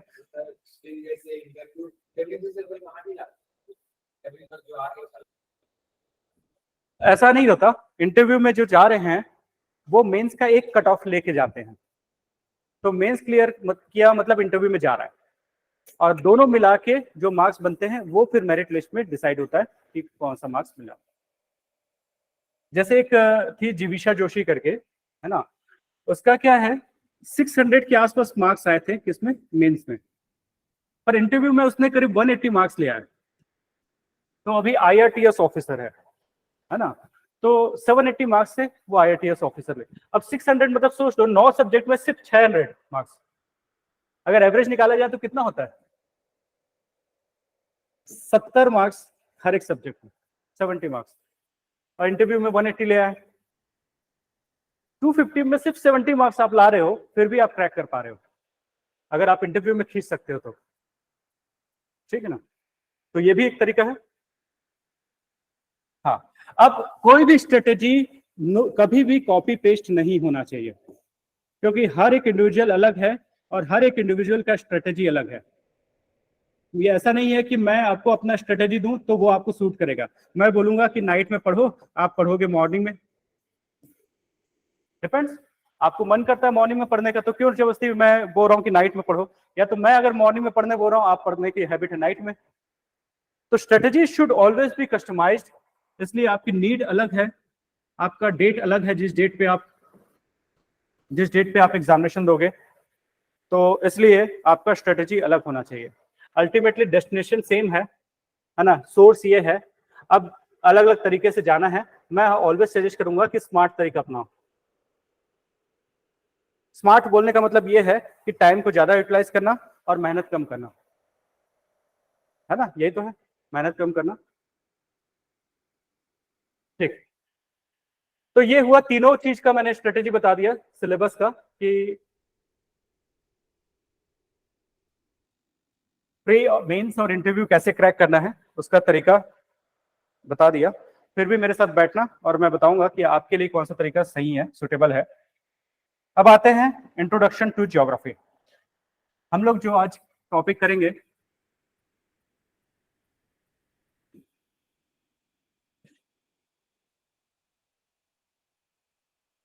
अब किसी को कोई डाउट है ऑनलाइन ऑफलाइन पूछ लो, क्योंकि एक नया टॉपिक चालू कर रहे हैं। हाँ पूछिए। हाँ सर थोड़ा ऑफ द ऐसी कौन सी लैंग्वेज में, जो लैंग्वेज आप चूज किए हो, जैसे हिंदी चूज किए तो आपको हिंदी में लिखना है। ठीक है, हाँ, what's your question. Sir question जो है पास्ट ईयर का, वो तो यूपीएससी का वेबसाइट में मिल जाएगा, हाँ बट आप, उसके रिलेटिव कुछ आंसर शीट भी मिल सकता है क्या, हाँ जैसे स्टैंडर्ड क्या, आंसर कुछ भी। हाँ बता रहा हूँ। जैसे क्या है, अगर प्रीवियस ईयर के क्वेश्चन पेपर आप देखते हो, प्रीवियस ईयर के क्वेश्चन पेपर, है ना, मेंस के देख रहे हो आप, क्योंकि आंसर शीट चाहिए मतलब मेंस का देख रहे हो आप। तो क्वेश्चन पेपर तो मिल गए, अब इसके मॉडल आंसर कैसे होने चाहिए।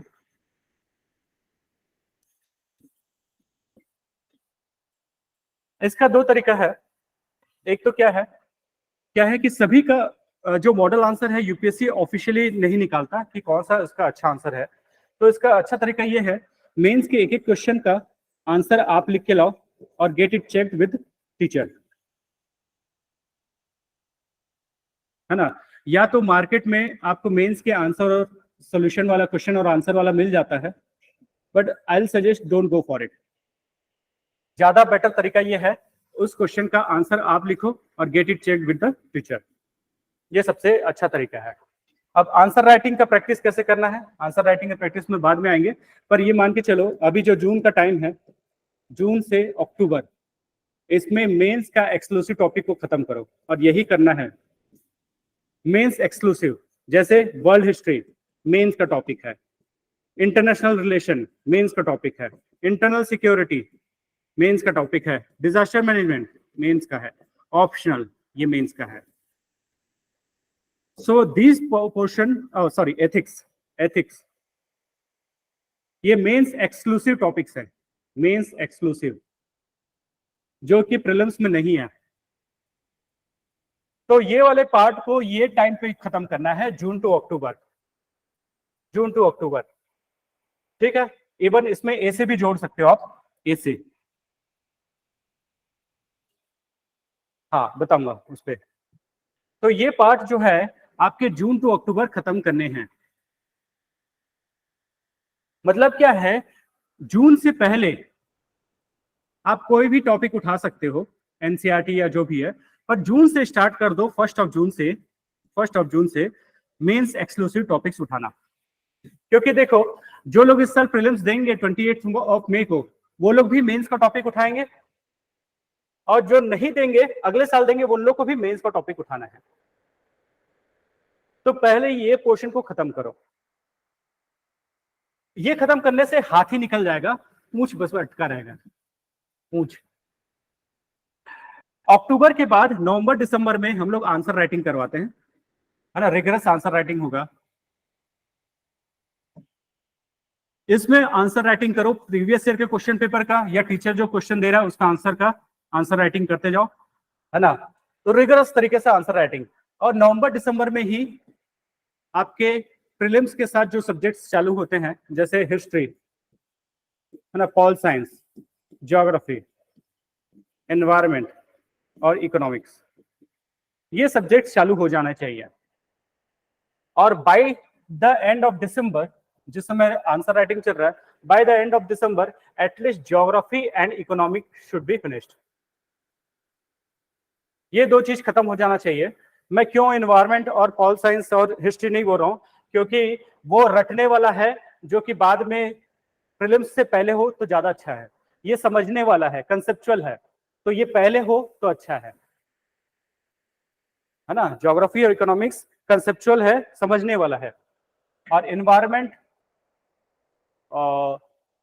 हिस्ट्री और पॉलिटी ये रटने वाला है, तो उसको बाद में भी नियर टू प्रीलिम्स होता है तो चलेगा, ठीक।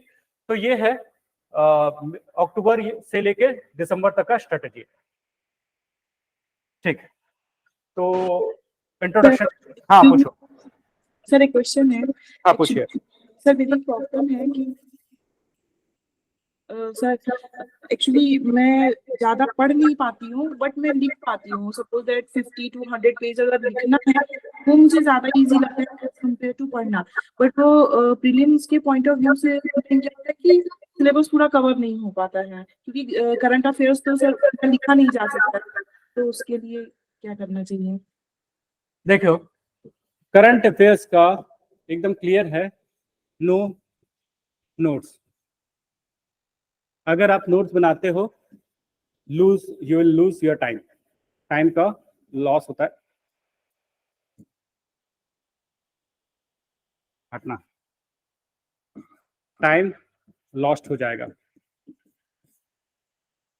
नोट्स नहीं बनाना है करंट अफेयर्स का, नोट्स बनाना है किसका, ज्योग्राफी का बनाओ, हिस्ट्री का बनाओ, पॉल का बनाओ, स्टैटिक पार्ट का बनाओ, ओनली स्टैटिक पार्ट का।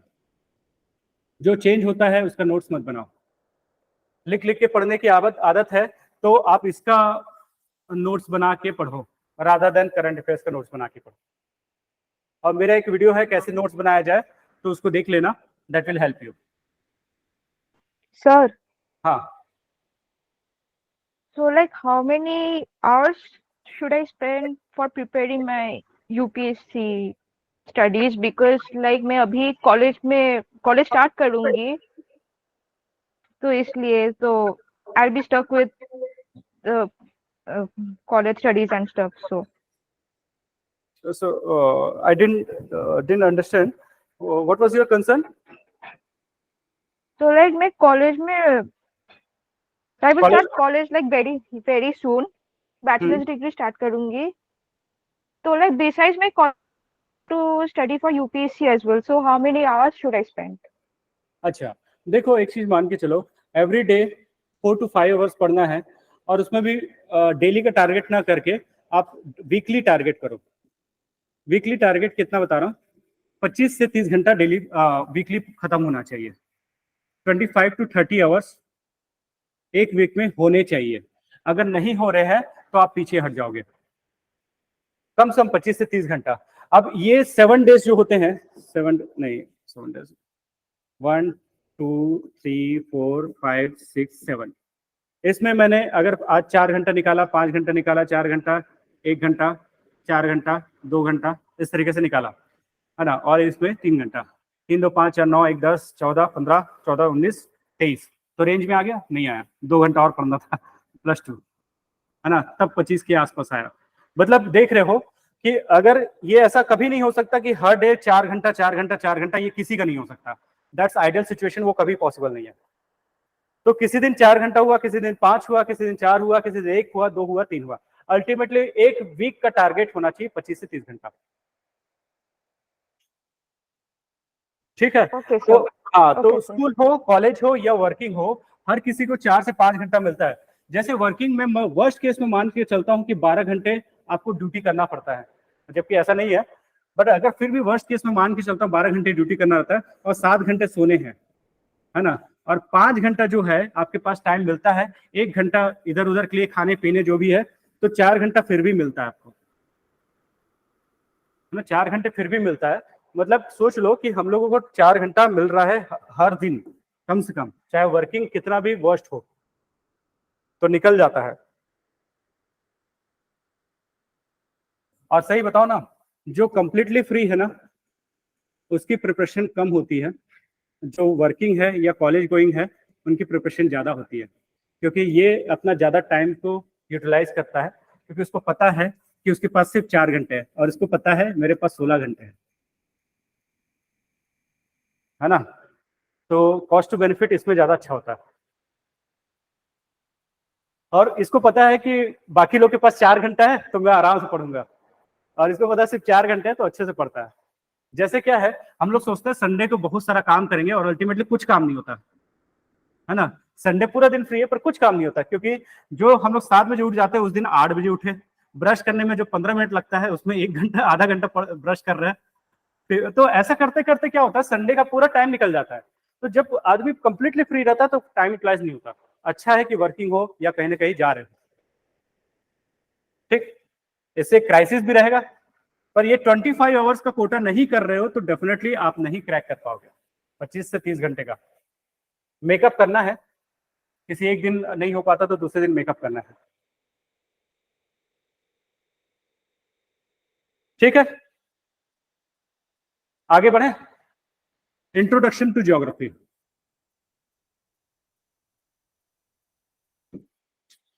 To geography.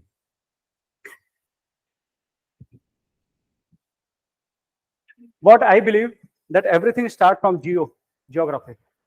Everything starts from geography because history is there, because geography is there.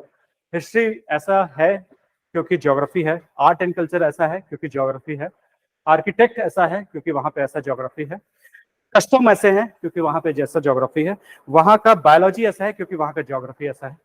तो आई बिलीव कि geography से हर चीज स्टार्ट होता है ना। एक माउंटेन है एक लिजार्ड का बच्चा, एक भाई इधर चला गया, एक भाई इधर चला गया, ये इधर पे डायनासोर बन गया और इधर पे वो छिपकली रह गया, लिजार्ड रह गया। ज्योग्राफी था, है ना। इंडिया में इतने लैंग्वेज क्यों बने या इतने डायलेक्ट बोलियां क्यों बनी? ज्योग्राफिकल बैरियर था, है ना। हमारे इंडिया को इंडियन सब कॉन्टिनेंट बनाने के लिए हमारे पास नॉर्थ वेस्ट में, उत्तर पूर्व में कौन सी ऐसी रिवर है जो कि बैरियर बनाती है? नॉर्थ वेस्ट मतलब ऐसा इंडस। Yes, Indus. तो अगर मैं देखता हूं इस साइड पे क्या है, नॉर्थ वेस्ट में, उत्तर पश्चिमी में इंडस सिंधु रिवर है। यहाँ पे क्या है? हिमालय, हिमालय, हिमालयाज है ना। ये कोस्टल है पूरा, ये पूरा कोस्टल एरिया है। तो ये पूरा ज्योग्राफी को इंडिया का यूनिक बनाता है। कौन सा? ये हमारा ज्योग्राफिकल बैरियर। इसलिए अगर हम लोग इंडिया और पाकिस्तान का मेन लाइन का बॉर्डर ना देखते और नेचुरल बैरियर देखते, तो इंडिया और पाकिस्तान एक्चुअल में नेचर के हिसाब से एक ही पार्ट है। मतलब ज्योग्राफी के हिसाब से देखा जाए तो एक ही पार्ट है। इंडस के इस साइड वाला पार्ट एक ही जैसा है, चाहे कल्चर हो चाहे कस्टम्स हो, एक ही जैसे हैं। जैसे आप देखो पंजाब के जो लोग होते हैं वो लोग भी पगड़ी और कुर्ता पैजामा पहनते हैं। अफगानिस्तान में भी पगड़ी कुर्ता पैजामा एकदम हट्टे कट्टे, है ना। पाकिस्तान में भी वैसे ही कुर्ता पैजामा, सबके सब पगड़ी, पूरा अफगानिस्तान तक पूरा पगड़ी वाले हैं, है कि नहीं? वैसे ही बस रिलीजन अलग अलग हो गया, कल्चर अलग अलग बन गया। एक्चुअल में पहनावा वगैरह सारा सेम था। हम लोगों ने बस उसको पॉलिटिकल बैरियर बना दिया। तो इंडस रिवर ने एक बैरियर क्रिएट किया, इधर पे एक बैरियर क्रिएट हुआ हिमालय के कारण से। और ये पूरे चीज को एक यूनिक बनाता है, वो है मॉनसून, जो कि इंडिया स्पेसिफिक फिनोमिना है, बाकी जगह नहीं मिलता, है ना। इस मॉनसून के कारण से पूरे इंडिया में या पूरे इंडियन सब कॉन्टिनेंट में, इस पूरे जगह पे सभी का सीजन के हिसाब से रिदम है कि जैसे सभी के जगह पे बुआई, सोइंग जो होता है वो जुलाई के आसपास होता है ना, सोइंग जो होगा। और सभी के यहाँ हार्वेस्टिंग जो होता है वो अक्टूबर नवंबर में होता है।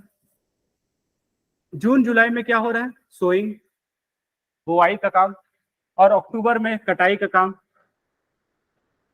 और इसके कारण से पानी पी के आ जाए। नहीं, आपको नहीं बोल रहा, आप इनको बोल रहा हूँ, पानी पी के आ जाओ।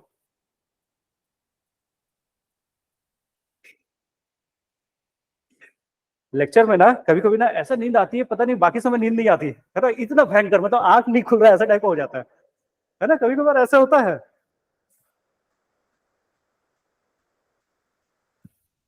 जबकि जैसे ही लेक्चर बंद होगा ना, आंख पूरा अच्छे से खुल जाएगी, पर कोई पढ़ाता रहता है ना, आंख ना ऐसे खुलती नहीं है कभी कभी। हाँ, तो मैं बोल रहा था, इसलिए सारे फेस्टिवल जो है अक्टूबर नवंबर में हैं, सारे फेस्टिवल इंडिया के। दूसरा सीजन कौन सा है? फिर नवंबर के बाद दिसंबर, जनवरी, फरवरी के आसपास, जिसपे लोहड़ी ये सब आता है ना। फरवरी के आसपास दूसरा फेस्टिवल आता है। और नॉर्मली फरवरी के बाद मैंने ये जो जून का टाइम है, इस समय फिर से फेस्टिवल्स बंद हो जाते हैं, है ना। और एक चीज ऑब्जर्व किया होगा, जून से अक्टूबर तक ना कोई शादी होती है, ना कोई फंक्शन होता है ना। बोलते कोई मुहूर्त नहीं है, देवता सो जाते हैं करके, है ना। इन रियलिटी क्या है, लोगों के पास पैसा नहीं है, बुआई कर लिए, पैसा पूरा खत्म हो गया, है ना। तो जितने जो फेस्टिवल है वो फास्टिंग वाले फेस्टिवल है, चाहे सावन सोमवार हो, है ना, चाहे वो क्या बोलते हैं, तीज, तीज, है ना, तीज वाला जो होता है ना, या जितने भी वो फेस्टिवल। हाँ, करवा चौथ नहीं, करवा चौथ थोड़ा सा लेट से होता है ना, थोड़ा सा लेट में होता है। पर जितने फेस्टिवल हैं जो उपवास वाले हैं, फास्टिंग वाले, इस समय क्योंकि खाना नहीं है, पैसा नहीं है, तो या तो मैके भेज दो तीज में, है कि नहीं, पैसे, या तो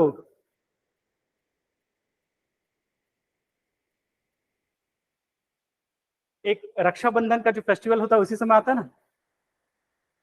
ना, इसमें रक्षाबंधन में भी किसका रोल है, मैके वालों का रोल है, मतलब भाई का रोल है, उसमें भी वो कपड़ा लेके आता है। तो क्या हो रहा है कि ये जो जून टू अक्टूबर का जो टाइम है, ये एक्चुअली ज्योग्राफी डिसाइड कर रहा है वहां का, क्लाइमेट, ज्योग्राफी मतलब क्लाइमेट, किस समय सबको कंगाल होगा। तो बिहू जो असम में होता है बिहू, इस समय का जो बिहू होता है उसका नाम कंगाली बिहू है। तो इसलिए ना फेस्टिवल होंगे ना शादियां होंगी, कुछ नहीं होंगे, और सारे फेस्टिवल ऐसी गरीबी वाले फेस्टिवल हैं, उपवास वाले फेस्टिवल। और उसके बाद जो फेस्टिवल आता है अक्टूबर नवंबर के बाद, दिवाली है ना, एकदम अच्छा खासा, दुर्गा पूजा, ये सारे एकदम अच्छे वाले फेस्टिवल्स आते हैं। एक चीज और देखा होगा कि ईस्ट और नॉर्थ ईस्ट, है ना, इस जगह पे शक्ति की ज्यादा पूजा है ना, फीमेल डायटी की, देवी की ज्यादा पूजा होती है। ईस्ट हो गया, ये नॉर्थ ईस्ट हो गया। और इन जगहों पे देखोगे कि फीमेल का कंट्रीब्यूशन इकोनॉमी में काफी अच्छा भी है।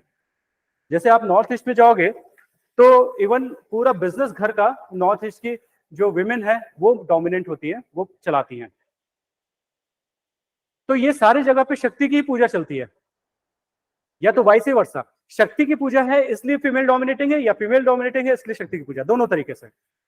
आप कामाख्या मंदिर ले लो या काली पूजा ले लो, है ना, ये सारा चीज जो है आपका ईस्ट एंड नॉर्थ ईस्ट में। जो वेस्ट है, नॉर्थ वेस्ट में, राजस्थान, गुजरात, यहाँ पे जो एग्रीकल्चरल लैंड उतना फर्टाइल नहीं है क्या? क्योंकि राजस्थान, गुजरात, तो वहां पे जो इकोनॉमी जो चलता है वो कैटल रेयरिंग से चलता है, गाय भैंस पालने से चलता है। इसके कारण से वहां पे मिल्क का प्रोडक्शन काफी अच्छा होता है, और मिल्क के प्रोडक्ट्स काफी ज्यादा वहां से ओरिजिनेट होते हैं।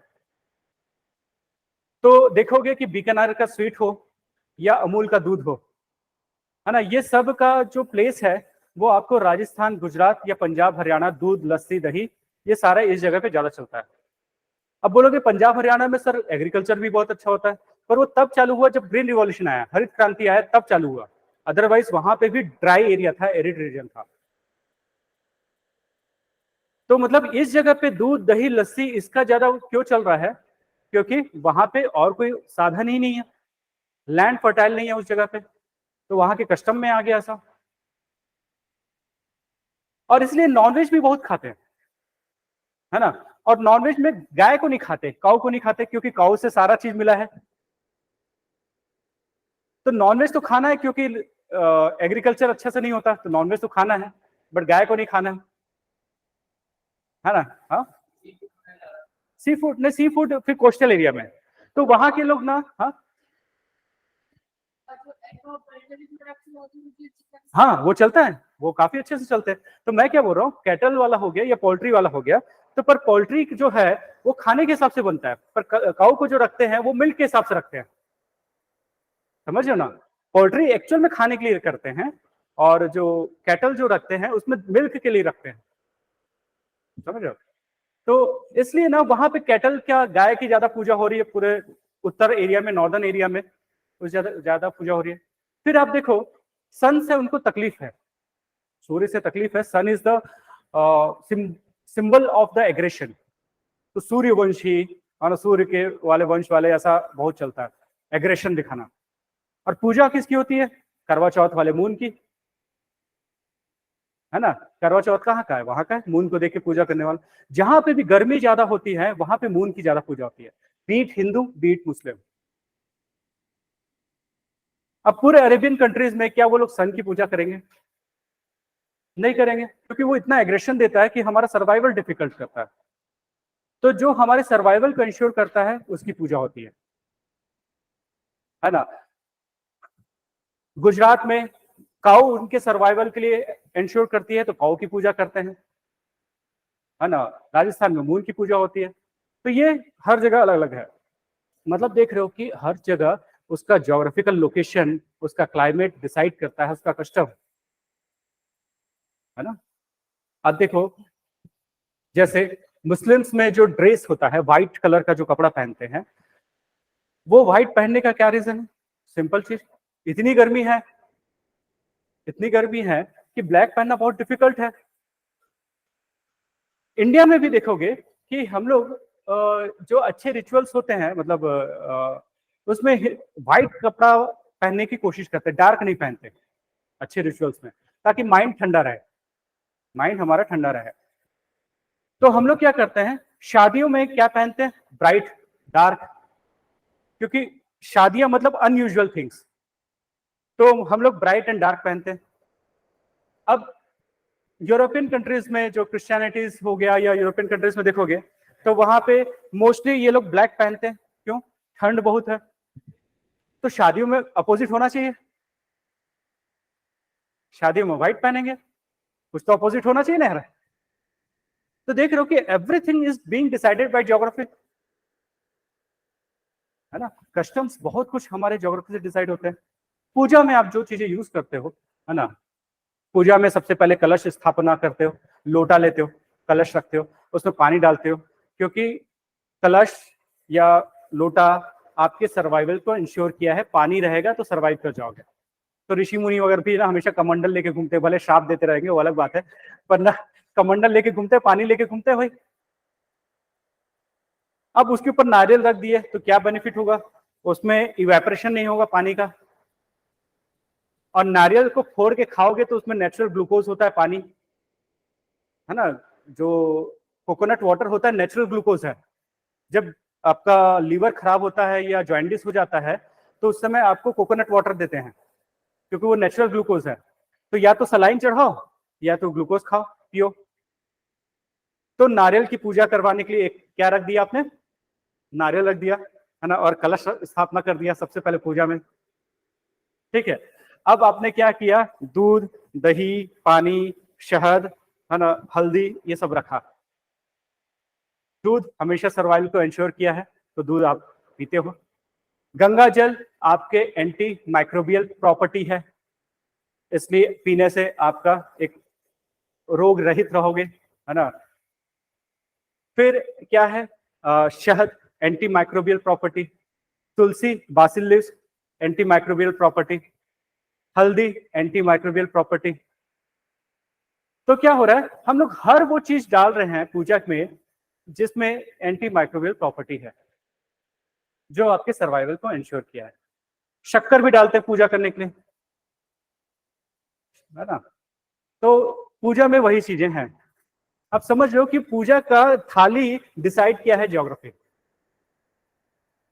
है कि नहीं? ज्योग्राफी डिसाइड किया है। तो हम लोग फिर से बैक आते हैं। तो हम लोगों को पढ़ना है फिलोसफिकल पार्ट ऑफ ज्योग्राफी को, ना पढ़ के यूपीएससी का ज्योग्राफी पढ़ना है। उसमें जो बुक्स रिक्वायर्ड है उसको समझ लो। जीसी लियोंग की बुक चाहिए आपको, जीसी लियोंग की बुक इंस्टीट्यूशन से मिल जाएगी, ले लेना। जीसी लियोंग की बुक ब्लैक कलर की होती है, फिजिकल पार्ट ऑफ ज्योग्राफी के लिए ये बहुत अच्छी है।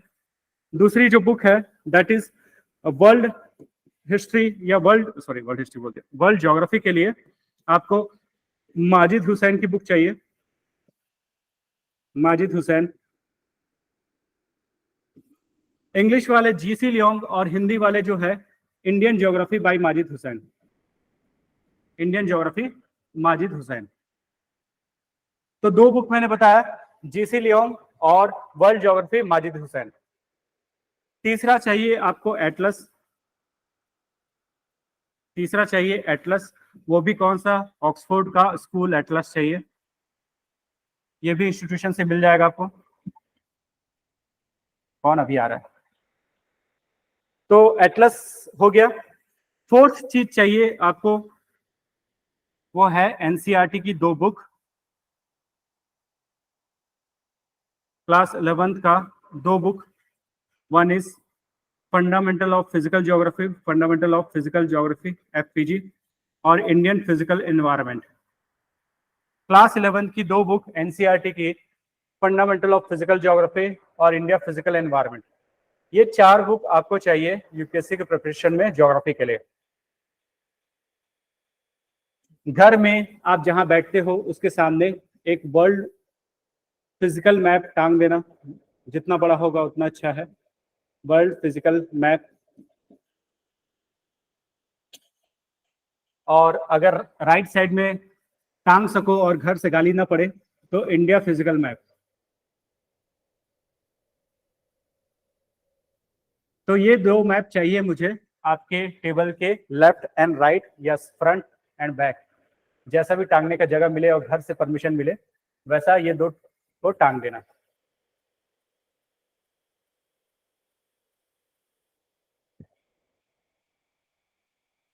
फिर इस सब में से सबसे अच्छा इंपॉर्टेंट है किसकी?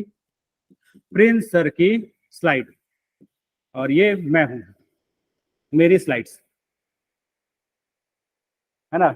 ये सबसे इंपॉर्टेंट है, जो मेरे स्लाइड्स हैं उसमें एकदम इंपॉर्टेंट इंफॉर्मेशन है, तो वो स्लाइड्स को रखना, ठीक।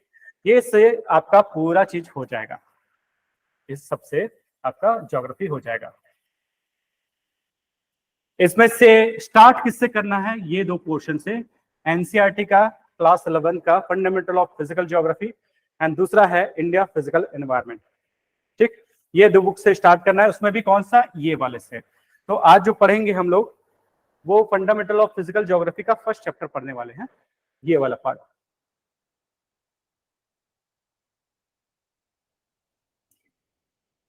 तो let's start.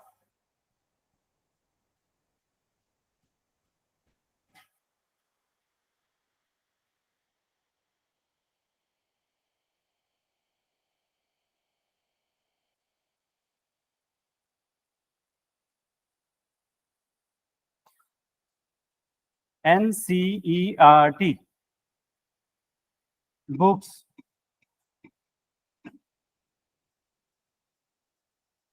NCERT books type करोगे गूगल में तो ये वाले लिंक पे जाना और यहाँ पे क्लिक करना।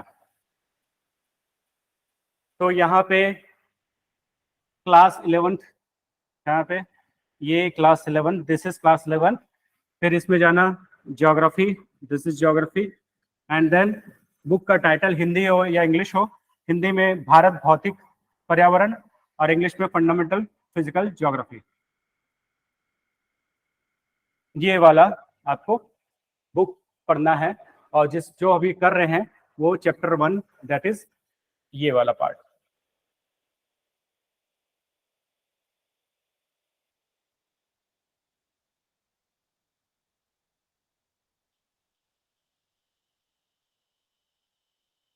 ज्योग्राफी एज अ डिसिप्लिन, इसके बारे में अभी पढ़ने वाले हैं।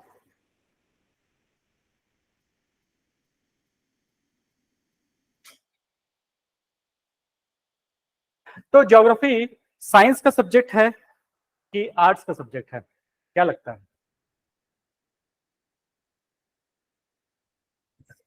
सर साइंस कॉमर्स आर्ट्स तीनों का ही है। अच्छा, तीनों का ही है। तो ज्योग्राफी में एमएससी होता है क्या? Yes sir. होता है, यस। एमए होता है? Yes sir. यस, दोनों ही होता है ना। मतलब ज्योग्राफी एक ऐसा है जिसमें से अगर फिजिकल पार्ट ऑफ ज्योग्राफी देखा जाए तो वो साइंस का हो जाता है, और अगर ये वाला पार्ट देखा जाए, ह्यूमन पार्ट ऑफ ज्योग्राफी देखा जाए, है ना, तो वो आपका आर्ट्स का पार्ट हो जाता है, ठीक। ओके, तो जितने ज्योग्राफर्स थे पास्ट में वो बहुत झगड़ा किए, है ना। वो इसलिए झगड़ा किए कि ज्योग्राफी का स्कोप क्या होना चाहिए, क्या पढ़ा जाए ज्योग्राफी के अंदर में। तो एक ने बोला भाई इसका नाम ही क्या है, जियो प्लस ग्राफी, मतलब जियो आईएस में पढ़ के ज्योग्राफी पढ़ो, है ना। मतलब ये है कि अर्थ के बारे में, जियो मतलब अर्थ, है ना, अर्थ के बारे में स्टडी करना is should be the scope of geography, ठीक है ना। तो वो लोग को लगा, कुछ ज्योग्राफर्स को, भाई ऐसा है तो फिर मैं मार्स के लिए अलग ज्योग्राफी बनाऊंगा, क्योंकि अर्थ के बारे में अगर है तो मार्स का अलग ज्योग्राफी होगा, है ना, वीनस का अलग होगा, सबको ऐसे अलग अलग बनाएंगे। तो बोला नहीं नहीं नहीं, वैसा नहीं चलेगा। तो फिर क्या बनाए ज्योग्राफी का स्कोप? तो ज्योग्राफी का स्कोप इसने बोला कि human should be in the centre, जहां पे ह्यूमन रहता है उसके बारे में पढ़ो। तो वो बोले कि फिर ज्योग्राफी क्यों रखूं मैं नाम, है ना, फिर तो साइकोलॉजी या सोशियोलॉजी होना चाहिए क्योंकि ह्यूमन के बारे में पढ़ रहे हो आप, तो वो भी ठीक नहीं है। तो what should be the scope of geography? तो दोनों मिलके डिसाइड किए, ना तेरा ना मेरा, earth as a abode to human being should be the scope of geography. Earth जो कि ह्यूमन का घर है वो पार्ट होना चाहिए ज्योग्राफी का, उसकी स्टडी करना should be the part of geography. मतलब कल के दिन ह्यूमन अर्थ की जगह मार्स में चला जाए तो उसको भी पढ़ना पड़ेगा, विनस में चला जाए तो उसको भी पढ़ना पड़ेगा, but that earth should be about to human being. तो इसलिए ज्योग्राफी में अब ह्यूमन सेंटर में आ गया और उसका घर जो है उसका स्कोप है ज्योग्राफी। और चूंकि हम लोग अर्थ में रहते हैं तो ज्योग्राफी में अर्थ के बारे में पढ़ना है। तो वो लोग बोले ठीक है, मतलब ज्योग्राफी का 2 डिवीजन कर दो भाई, ठीक है, बंटवारा कर दो, एक पार्ट होगा फिजिकल पार्ट पढ़ेंगे, एक ह्यूमन पार्ट पढ़ेंगे, तो 2 पार्ट हो गया। तो yes, it is still there, human part of geography भी देखना है और फिजिकल पार्ट ऑफ ज्योग्राफी भी देखना है। फिर इंडिया वाले ज्योग्राफर्स बोले भाई इंडिया का क्या, और यूपीएससी वाला भी बोला कि भाई मैं आईएएस बनाने जा रहा हूँ, डब्ल्यूपीएस नहीं बना रहा हूँ करके, है ना, आईएएस आईपीएस बना रहा हूँ मैं, वर्ल्ड का कोई आईएएस नहीं बना रहा हूँ, तो इंडिया का geography should be the main.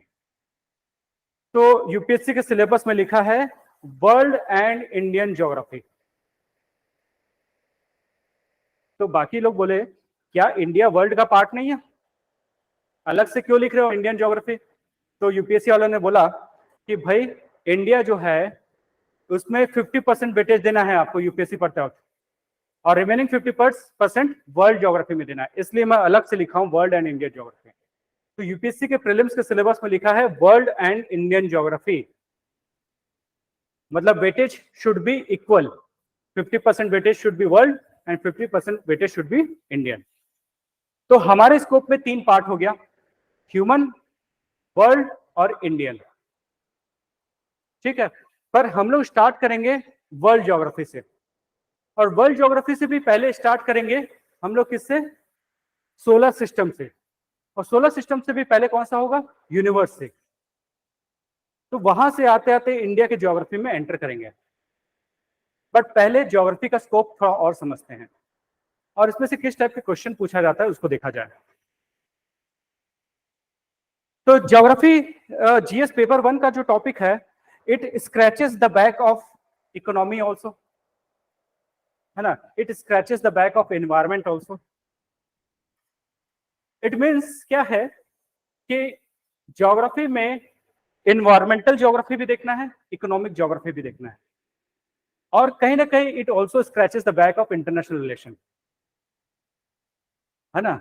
Geopolitical जो चीजें होती है, डिप्लोमेसी होती है, उसका एक मेजर रीजन होता है उसका जियोपॉलिटिकल लोकेशन, है ना। जैसे हम लोग बोलते हैं ना कि हमारा जो इमीडिएट नेबर होता है वो मोस्टली एनिमी होता है, और नेबर का जो नेबर होता है वो हमारा दोस्त होता है।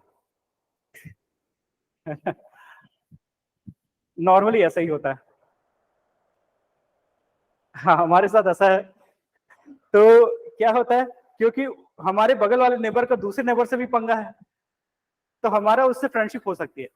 तो उस हिसाब से लॉजिकली देखा जाए तो हमारा जो अफगानिस्तान के साथ रिलेशन है वो बेटर हो सकता है कंपेयर टू पाकिस्तान, है ना, वो बेटर हो सकता है।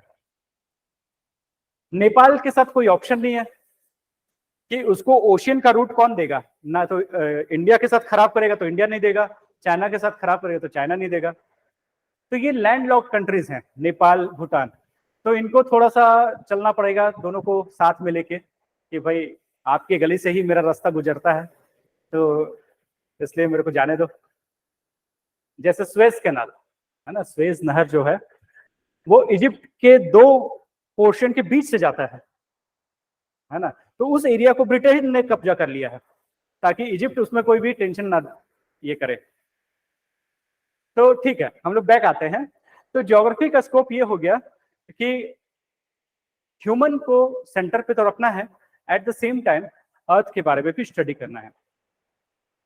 पर इसमें 2 तरीके का थॉट आए, एक है ऑप्टिमिस्टिक और एक है पेसिमिस्टिक। मतलब एक है डेट्रीमेंटल और एक है पॉसिबिलिज्म बोल सकते हैं हम लोग, सॉरी डिटरमिनेंटल होता है, डिटर्मिनिस्टिक थॉट और पॉसिबिलिस्टिक थॉट, दो टाइप के थॉट आए, लिख देता हूं मैं, दो टाइप के थॉट आए इसमें।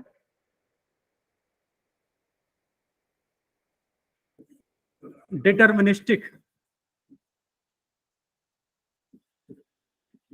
और दूसरा है पॉसिबिलिस्टिक। इसके दो टाइप के ज्योग्राफर्स हुए, डिटर्मिनिस्टिक एंड पॉसिबिलिस्टिक। वैसे हर एक सब्जेक्ट में ये दो टाइप के विंग होते ही हैं। डिटर्मिनिस्टिक में वैसे लोग होते हैं जो ये मान के चलते हैं कि human is nothing in front of earth. अगर अर्थ, क्लाइमेट या ज्योग्राफी देख ले तो ह्यूमन उनके सामने कुछ नहीं है। ह्यूमन का कोई कंट्रोल नहीं है कि साइक्लोन को रोक सके, ह्यूमन का कोई कंट्रोल नहीं है कि अर्थक्वेक को रोक सके। तो वैसे जो थॉट वाले लोग होते हैं वो लोग को बोला जाता है डिटर्मिनिस्टिक, और दूसरे लोग रहते हैं पॉसिबिलिस्टिक वाले। वो माझी द माउंटेन जैसे वाले लोग हैं कि अगर बीच में माउंटेन है तो उसको काट सकता है माझी, है ना। तो दोनों ही टाइप का थॉट इस सब्जेक्ट का स्कोप है कि जैसे साइक्लोन्स तो आएंगे, उसका ओरिजिनेशन को रोका नहीं जा सकता, बट साइक्लोन का इंटेंसिटी और स्पीड को रोका जा सकता है, कम किया जा सकता है। जैसे अगर हम लोगों ने ट्रीज ग्रो कर लिया, बहुत ज्यादा ट्रीज ग्रो कर लिया, तो डेफिनेटली साइक्लोन का स्पीड कम हो जाएगा। वैसे ही अगर अर्थक्वेक आते हैं और मैंने ऐसा घर बनाया जो कि अर्थक्वेक को रेजिस्ट करता है, तो मैंने उस पर कंट्रोल गेन कर लिया। तो वैसे थॉट वाले लोग हैं पॉसिबिलिस्टिक। तो इसमें एनसीईआरटी में एक जगह लिखा है,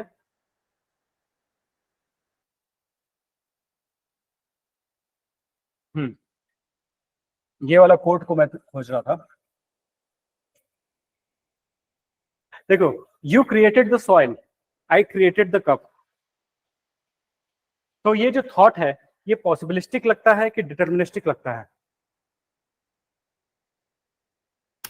सर पॉसिबिलिस्टिक लगता है ना।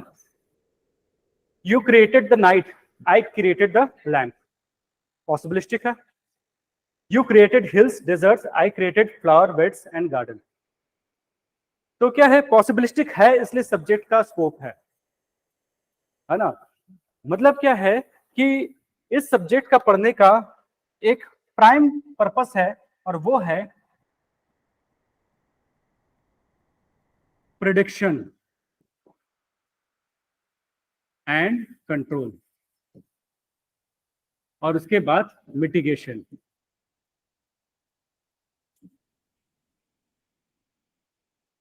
अगर हम लोग ज्योग्राफी पढ़ते हैं तो क्या होता है?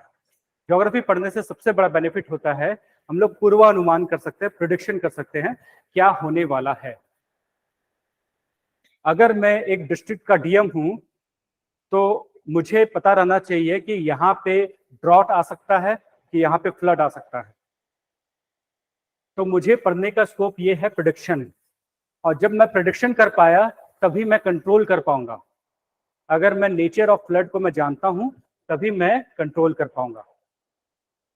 और तीसरा पर्पस है कि मिटिगेशन, कि फ्यूचर में ये ना आए उसको रोकूं कैसे मैं। या तो मैं रेजिलियंस डेवलप कर लूं, या तो मिटिगेट करने का अरेंजमेंट कर दूं। तो ज्योग्राफी क्यों पढ़ रहे हैं? ये तीन पर्पस के लिए पढ़ रहे हैं। आप आईएएस बनोगे तो आपको यही काम करना है, ठीक है, इसलिए इसको पढ़ाया जा रहा है। ठीक, तो इंट्रोडक्शन टू ज्योग्राफी में अब अगला जो पार्ट है, मैं आपको कुछ क्वेश्चंस दिखाता हूं, कैसे क्वेश्चंस आए हैं। तो ये समझ आ गया कि ज्योग्राफी का तीन विंग हुआ, ह्यूमन, इंडियन और फिजिकल। दूसरा हम लोग ये समझे कि इसके दो स्ट्रीम्स हो सकते हैं, दो स्कूल ऑफ थॉट हो सकते हैं, एक डिटर्मिनिस्टिक, दूसरा पॉसिबिलिस्टिक। तीसरा हम लोगों ने समझा कि इस सब्जेक्ट को यूपीएससी में क्यों पढ़ रहे हैं। तीन region, production, control and mitigation, इसलिए हम लोग ज्योग्राफी को यूपीएससी के सब्जेक्ट में पढ़ रहे हैं। अब इसमें क्वेश्चंस किस तरीके के आने हैं, वो ये है कि नेचुरल और ह्यूमन फीचर्स किस तरीके से डिस्ट्रीब्यूटेड हैं। मतलब क्या है, कहाँ पे कॉन्टिनेंट है, कहाँ पे माउंटेन है, कहाँ पे रिवर्स है, डिस्ट्रीब्यूशन को समझना पहले। जिस स्टेट में आपकी पोस्टिंग है वहाँ का सॉइल कैसा है, वहाँ पे रेनफॉल कितना होता है, वहाँ पे अर्थक्वेक कितना आता है, ये सारे चीज को समझना पहला स्कोप है distribution of natural and human features. Human features का मतलब ये है कि आपके कितने % लोग एग्रीकल्चर में इन्वॉल्व हैं, कितने लोग इकोनॉमिक्स में इन्वॉल्व हैं, कितने लोग सॉफ्टवेयर इंजीनियर्स हैं, मतलब सर्विस सेक्टर में कितने हैं, कितने मैन्युफैक्चरिंग में हैं, और कितने आपके एग्रीकल्चर में। तो ह्यूमन का फीचर और नेचुरल फीचर जानना पहला सेट ऑफ क्वेश्चन है। दूसरा सेट ऑफ क्वेश्चन ये है कि उसका पैटर्न समझना, कि वहां पे कुछ भी फिनोमिना होता है उसका एक पैटर्न होता है। जैसे हर साल मई और जून में साइक्लोन्स आते हैं, चक्रवात आते हैं। एक साइक्लोन आ चुका है और साइक्लोन्स आने वाले हैं, तो पैटर्न है इसका। ठीक है, हर साल जून में केरला में 1 जून को मॉनसून पहुंचता है, तो ये पैटर्न है। उस पैटर्न को समझना और उसके साथ कल्चरल फीचर्स को अटैच करना is the scope of geography. अब मॉनसून होगा तो आपका बोइंग होगा, बोइंग हो तो सोइंग होगा, है ना, सोइंग होगा, और सोइंग होगा फिर हार्वेस्टिंग होगा, हार्वेस्टिंग होगा तो इसके बाद पैसे आएंगे, दिवाली मनेगा, है ना, लक्ष्मी की पूजा होगी। ठीक है ना। तो सेकंड है नेचुरल फिनोमिना को कल्चरल फिनोमिना के साथ अटैच करना। तीसरा है causal relationship between features and process and phenomena. हर चीज का एक रीजन होता है, कारण होता है। ज्योग्राफी में तो कारण होता है, उस कारण को निकालना। मतलब क्या है कि अगर इस जगह पे फेमिन आने वाला है, अकाल पड़ने वाला है, अगर उसका रीजन मैं जानता हूं, कारण समझता हूं, तो मैं इसको रोक सकता हूं। इंडिया में राइस ज्यादा क्यों होता है, इसका मैं अगर कारण निकालता हूं तो मैं इसके लिए कुछ एक्शन कर सकता हूं। पंजाब हरियाणा में गेहूं व्हीट ज्यादा होता है, उसका कॉज मैं जानता हूं तो मैं उसके अकॉर्डिंग काम कर सकता हूं। जैसे एक क्वेश्चन यूपीएससी ने पूछा था कि green revolution was successful in the northern and north western area but it was not successful on the eastern states. जो हरित क्रांति है वो उत्तर और उत्तर पूर्व में, उत्तर पश्चिम में काफी ज्यादा सक्सेसफुल रही, बट उत्तर साइड में और उत्तर पूर्व में उतना सक्सेसफुल नहीं रही। इसका क्या रीजन है?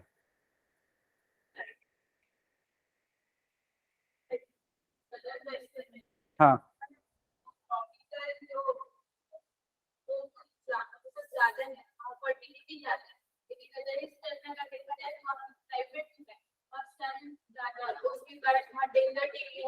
हाँ,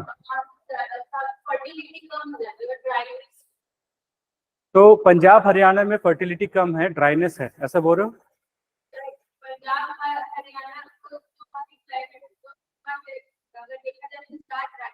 हाँ, हाँ, ठीक है, हाँ, तो हरियाणा और पंजाब में जो डिफरेंस आने लग जाता है, मिजोरम, हाँ, और उधर जब अगर वेस्टर्न में जाते हैं, हाँ, तो वहाँ पर तो हरियाणा पंजाब वहाँ से भी जाकर जो प्राइवेट चेंज होता है। तो मैं ये पूछ रहा हूँ, ग्रीन रिवॉल्यूशन जो है, ग्रीन रिवॉल्यूशन में क्या क्या किए थे हम लोग? इरिगेशन का फैसिलिटी दिए थे, है ना, कैनाल लेके गए थे, फिर अच्छे क्वालिटी के सीड्स दिए थे, फिर फर्टिलाइजर दिए थे, खाद दिए थे। ये सब देने के बाद सक्सेसफुल हो गया वहां का एग्रीकल्चर, कहाँ का? पंजाब हरियाणा का। बट ये देने के बाद भी हमारा बिहार, बंगाल, असम, उड़ीसा, इस जगह पे वैसा सक्सेस नहीं मिल पाया।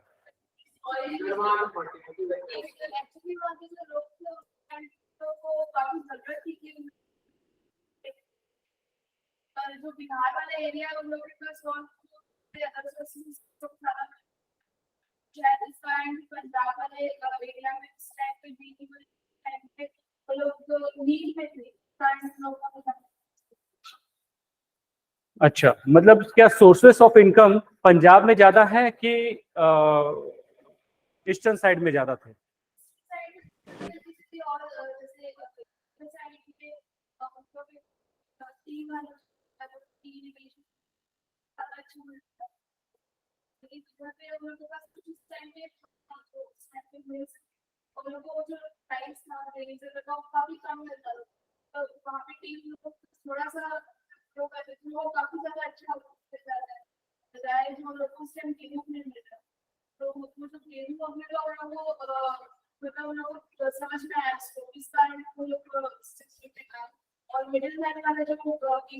हाँ, अच्छा, ठीक है। ग्रीन रिवॉल्यूशन का, हरित क्रांति का सक्सेस होने का कोई ऑनलाइन में बताएगा क्या रीजन है? कोई बता सकता है? Sir yes. तो वो इतना डेवलप हो रहा था टेक्नोलॉजी, ग्रीन रेवोल्यूशन का, जो इतना HYVC जो इसके साथ अडेप्ट नहीं कर पाए। I think so. Eastern side वाले अडॉप्ट नहीं कर पाए? या दे couldn't get used to it. अच्छा, ठीक।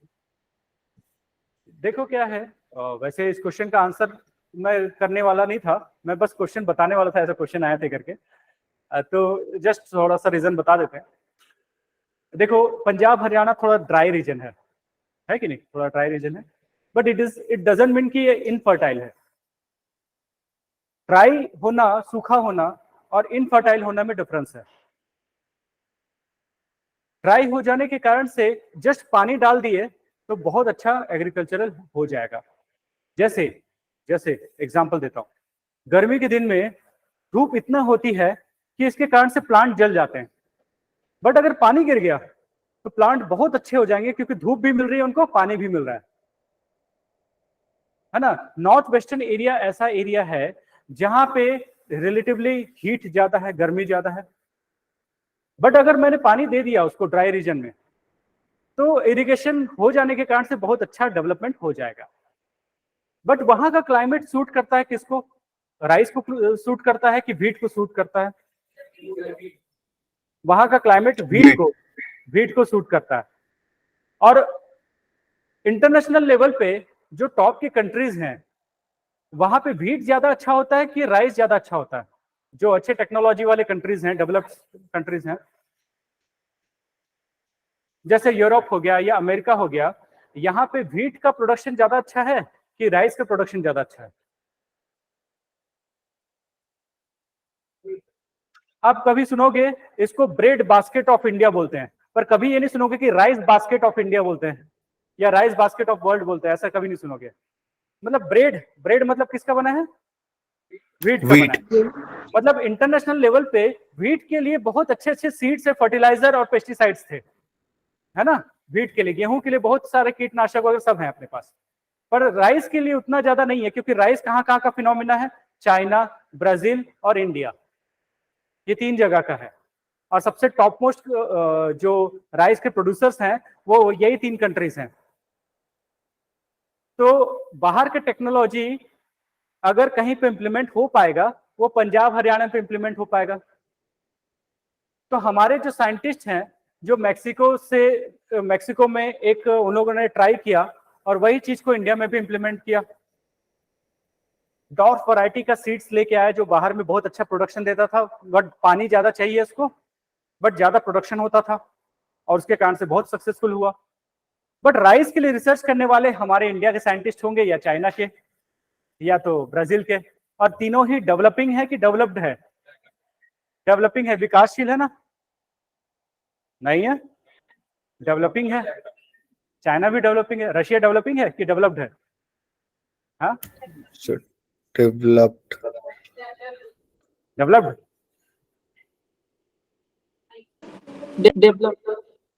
डेवलपिंग है।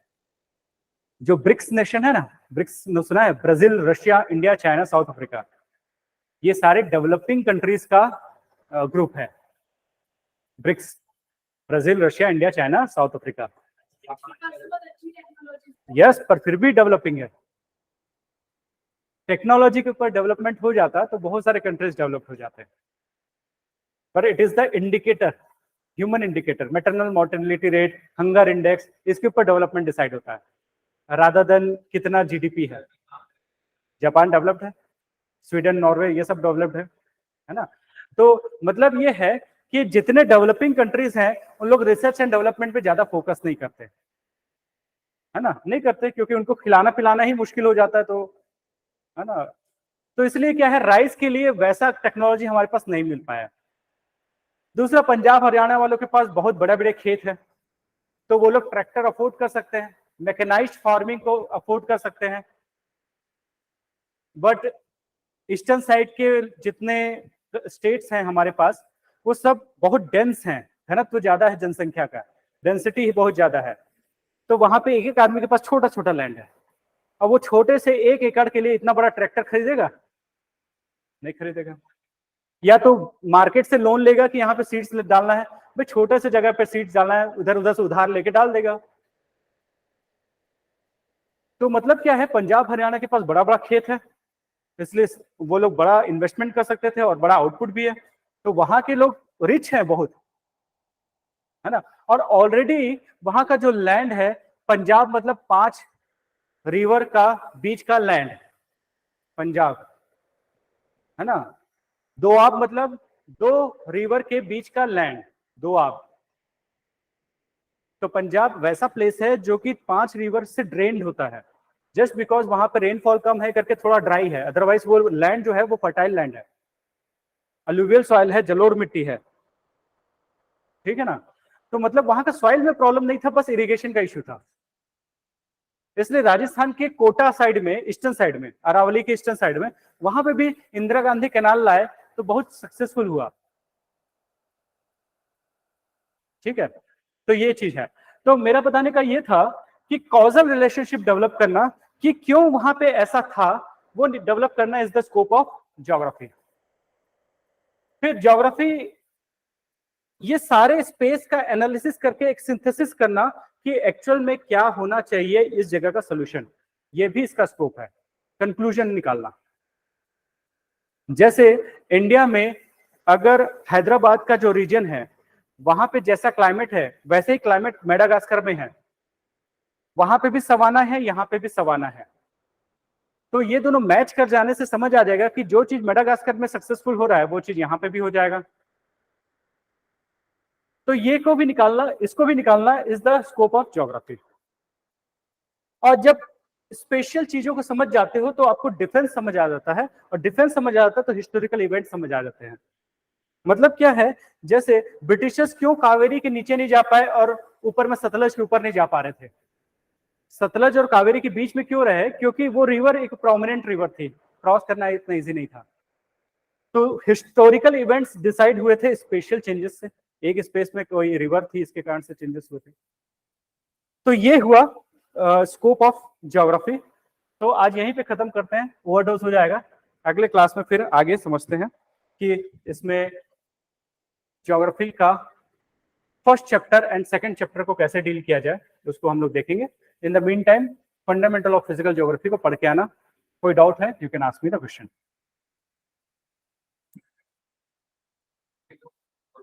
हाँ, मंडे को ज्योग्राफी होगा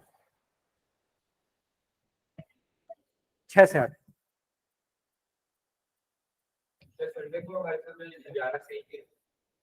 हाँ, संडे को 11 से 1 ही रहता है, शाम को नहीं रहता संडे को।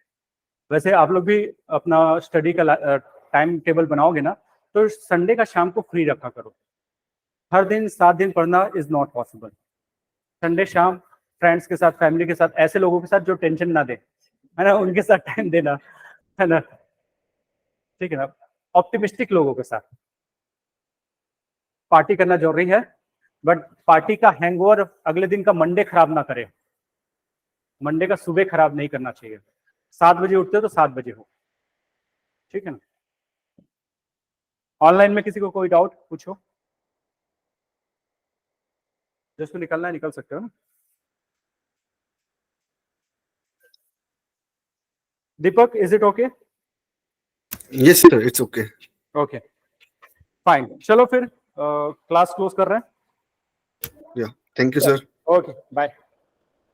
Good bye.